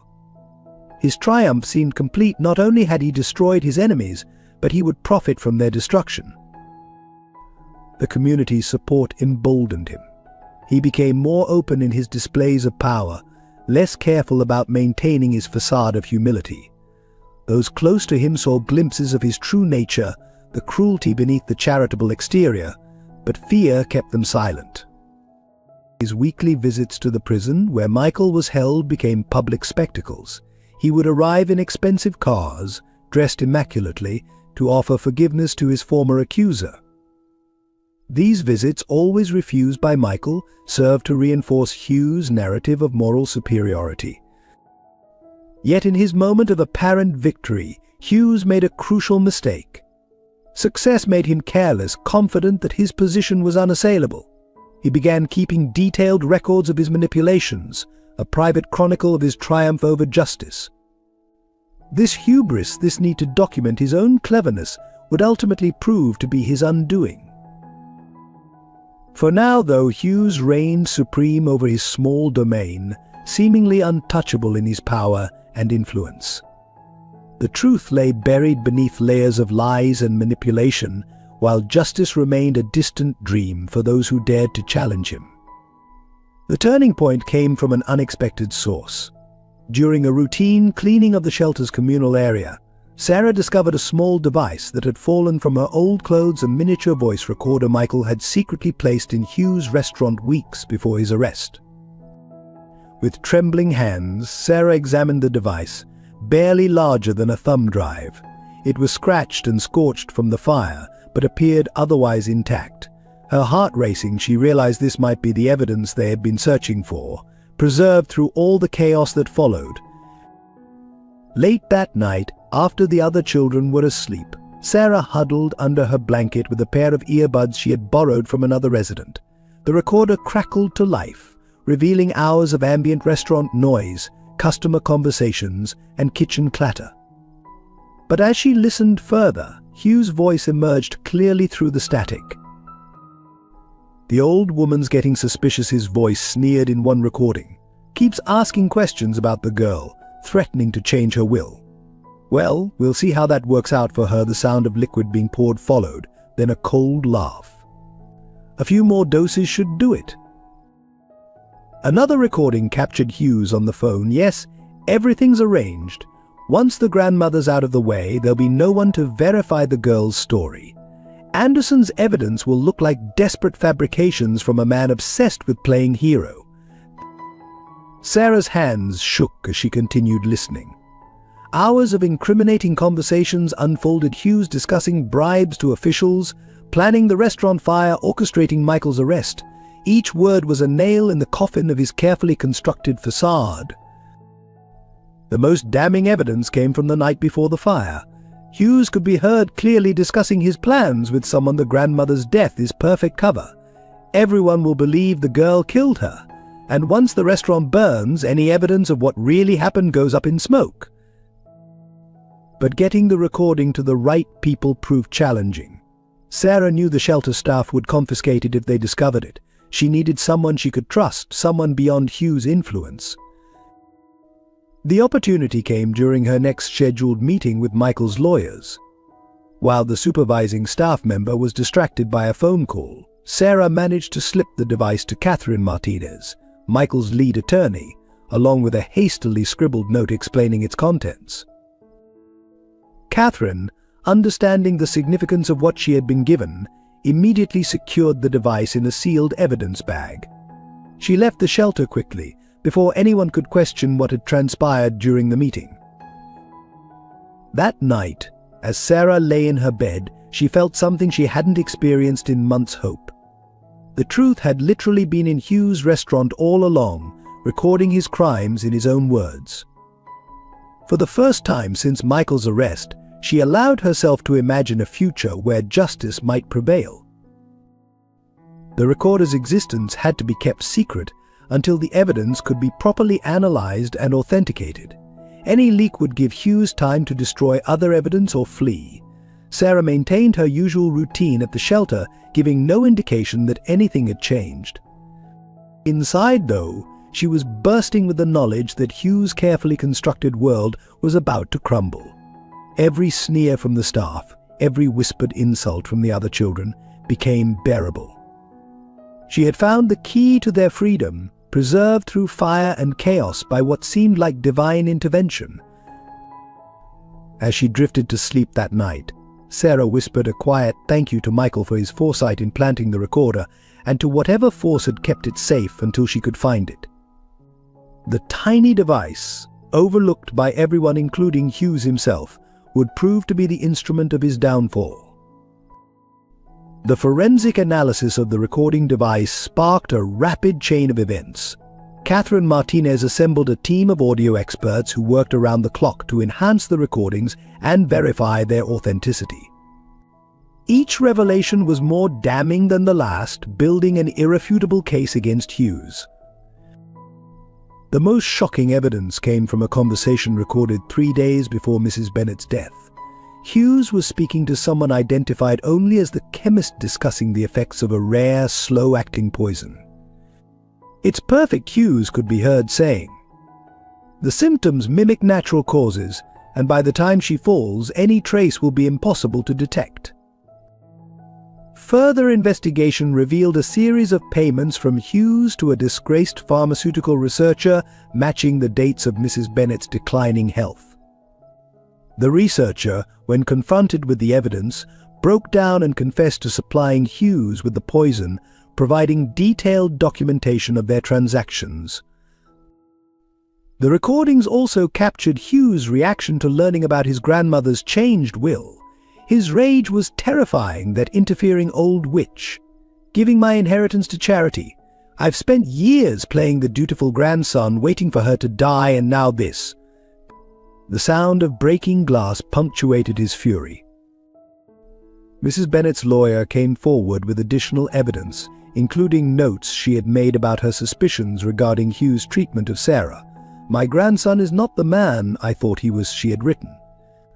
"The way he treats that poor child. I cannot in good conscience leave him my fortune." The most damning recording captured Hughes actually administering the poison. The soft clink of a spoon stirring tea, his grandmother's trusting voice thanking him, and his sickeningly sweet response, "Drink up, grandmother dear. It's a special blend, just for you." The calculated cruelty in his tone sent chills through everyone who heard it.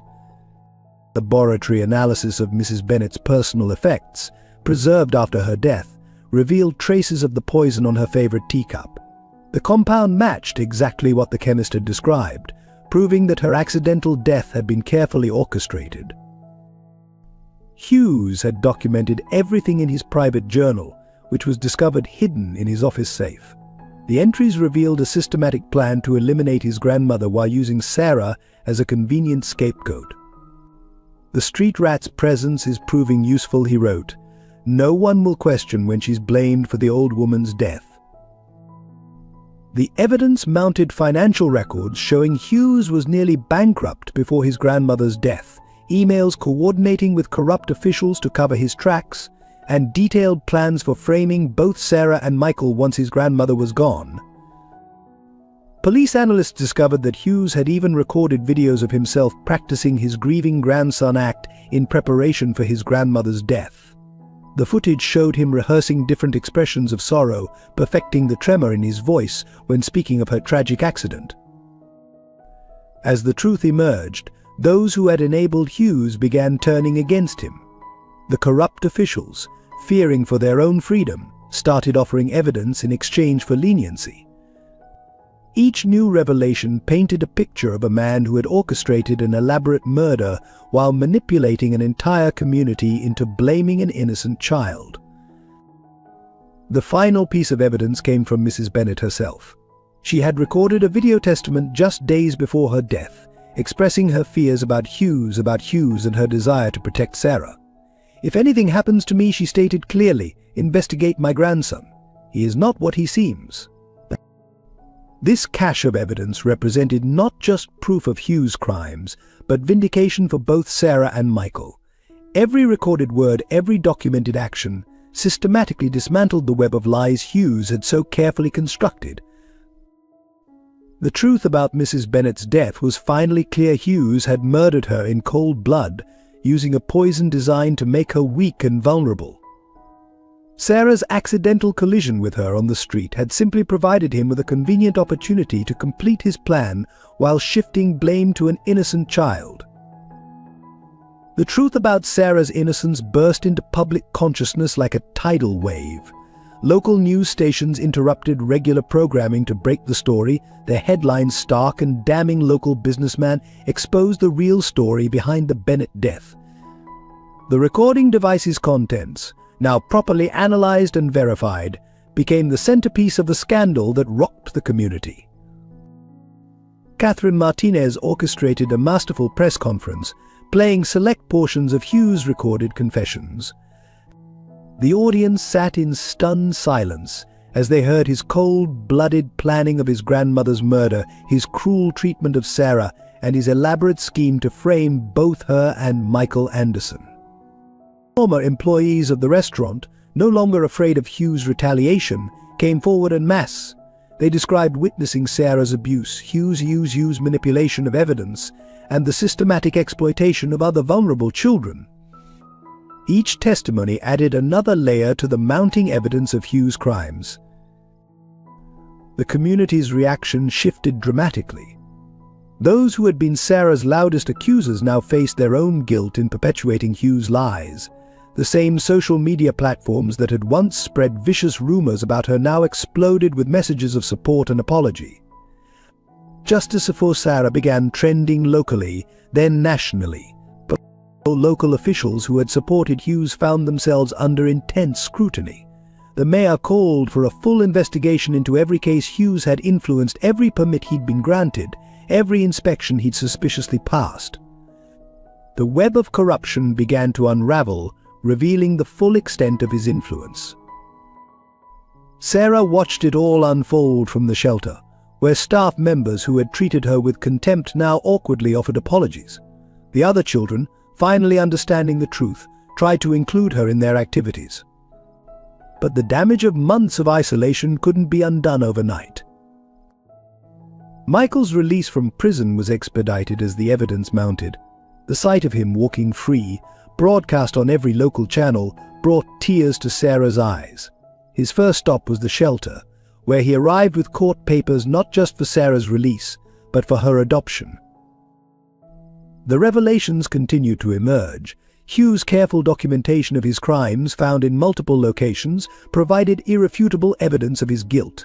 His private journals revealed a calculated sociopath who had manipulated an entire community while systematically destroying innocent lives.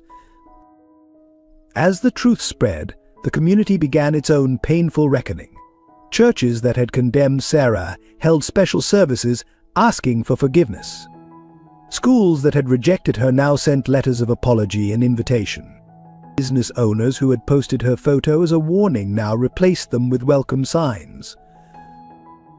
The final vindication came with the release of Mrs. Bennet's sealed letter to her lawyer, written days before her death. In it, she expressed not only her suspicions about Hughes but her deep concern for Sarah's welfare. The letter transformed Mrs. Bennet from a victim into a posthumous witness for the truth. Sarah's innocence was no longer a matter of debate. The same community that had once shunned her now celebrated her resilience and courage.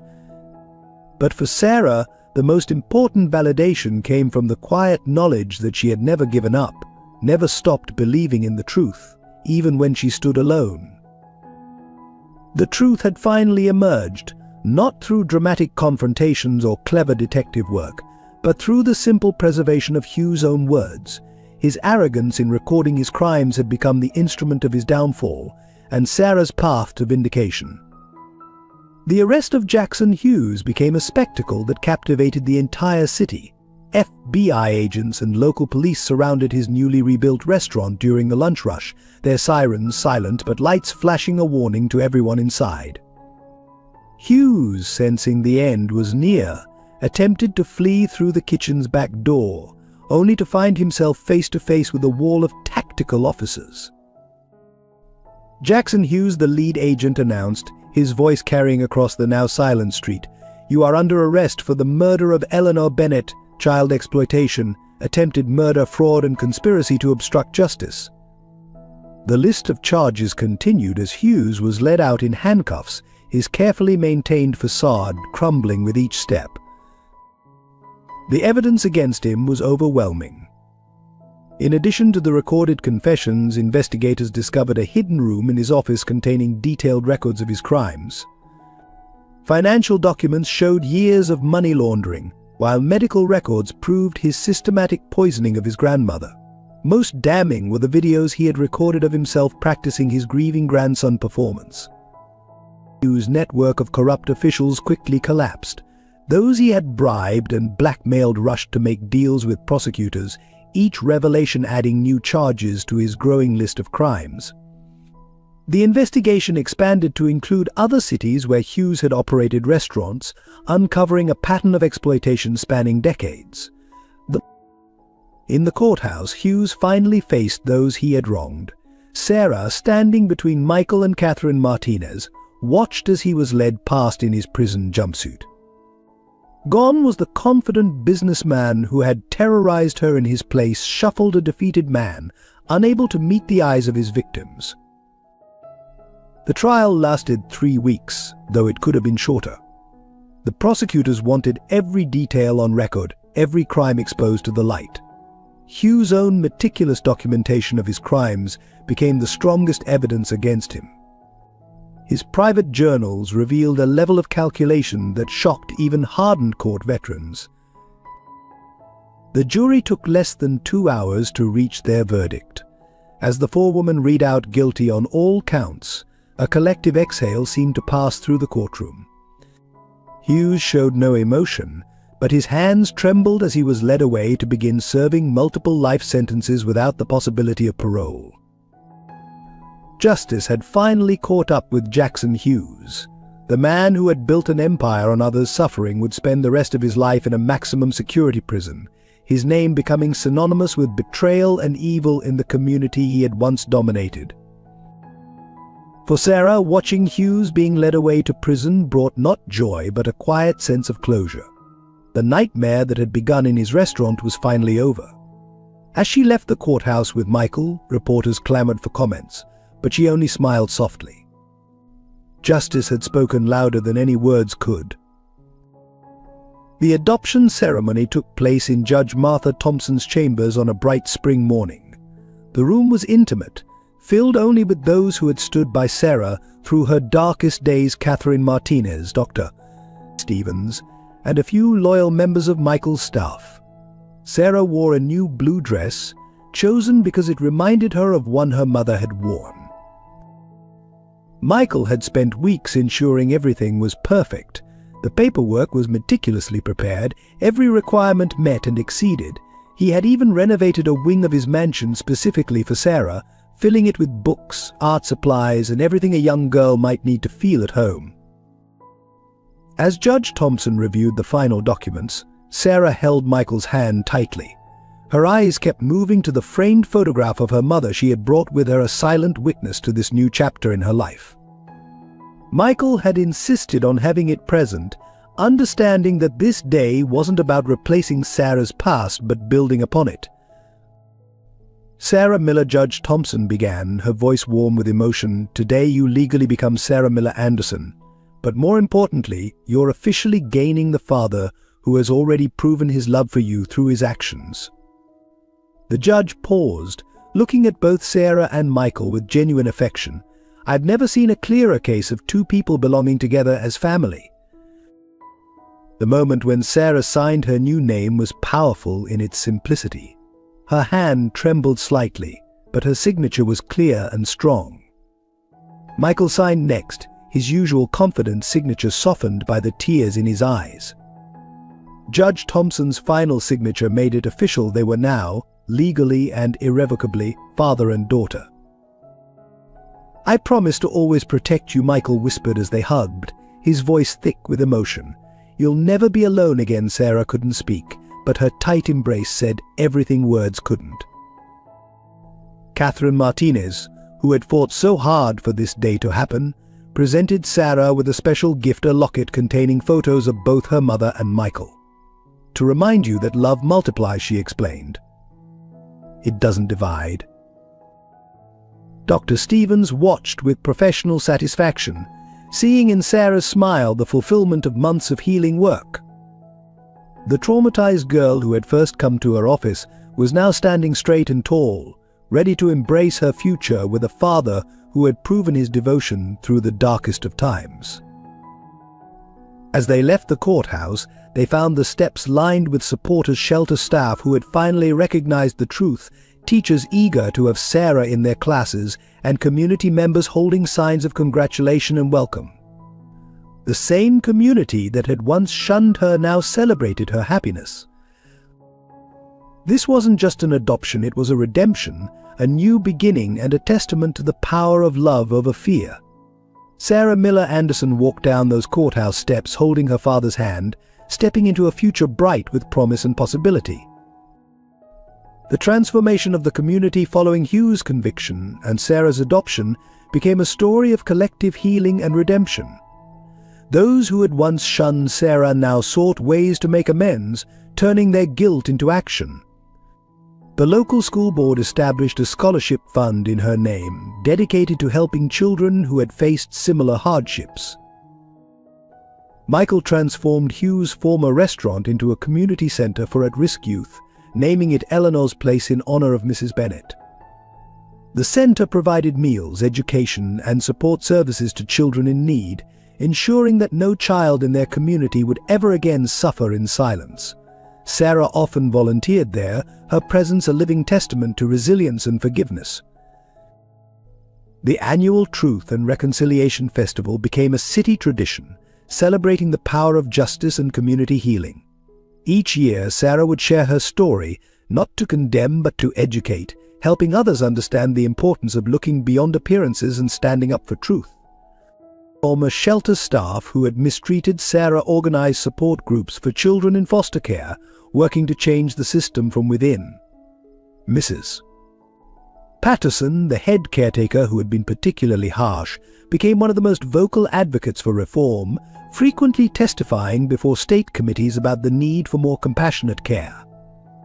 Local business owners who had posted warnings about Sarah now displayed signs promoting kindness and inclusion. The bakery that had once refused to serve her became a gathering place for community outreach programs, offering free meals to homeless youth and job training for those seeking a fresh start. Sarah's school experience transformed from one of isolation to celebration. Her academic achievements were matched by her growing confidence in leadership roles.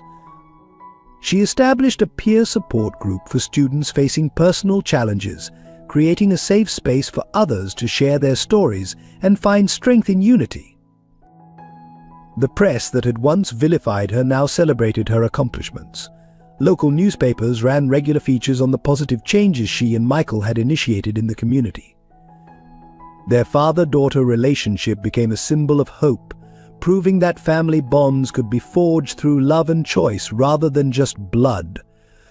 Churches that had condemned her now sought her input on youth programs. Sarah worked with religious leaders to develop outreach initiatives for vulnerable children, ensuring that faith communities became sources of support rather than judgment. Michael used his business influence to create employment opportunities for at-risk youth, establishing apprenticeship programs that provided both job skills and mentorship. The community's wealthy elite, following his example, began investing in similar social initiatives. As Sarah prepared for college, her acceptance speech as class valedictorian touched on themes of forgiveness and growth.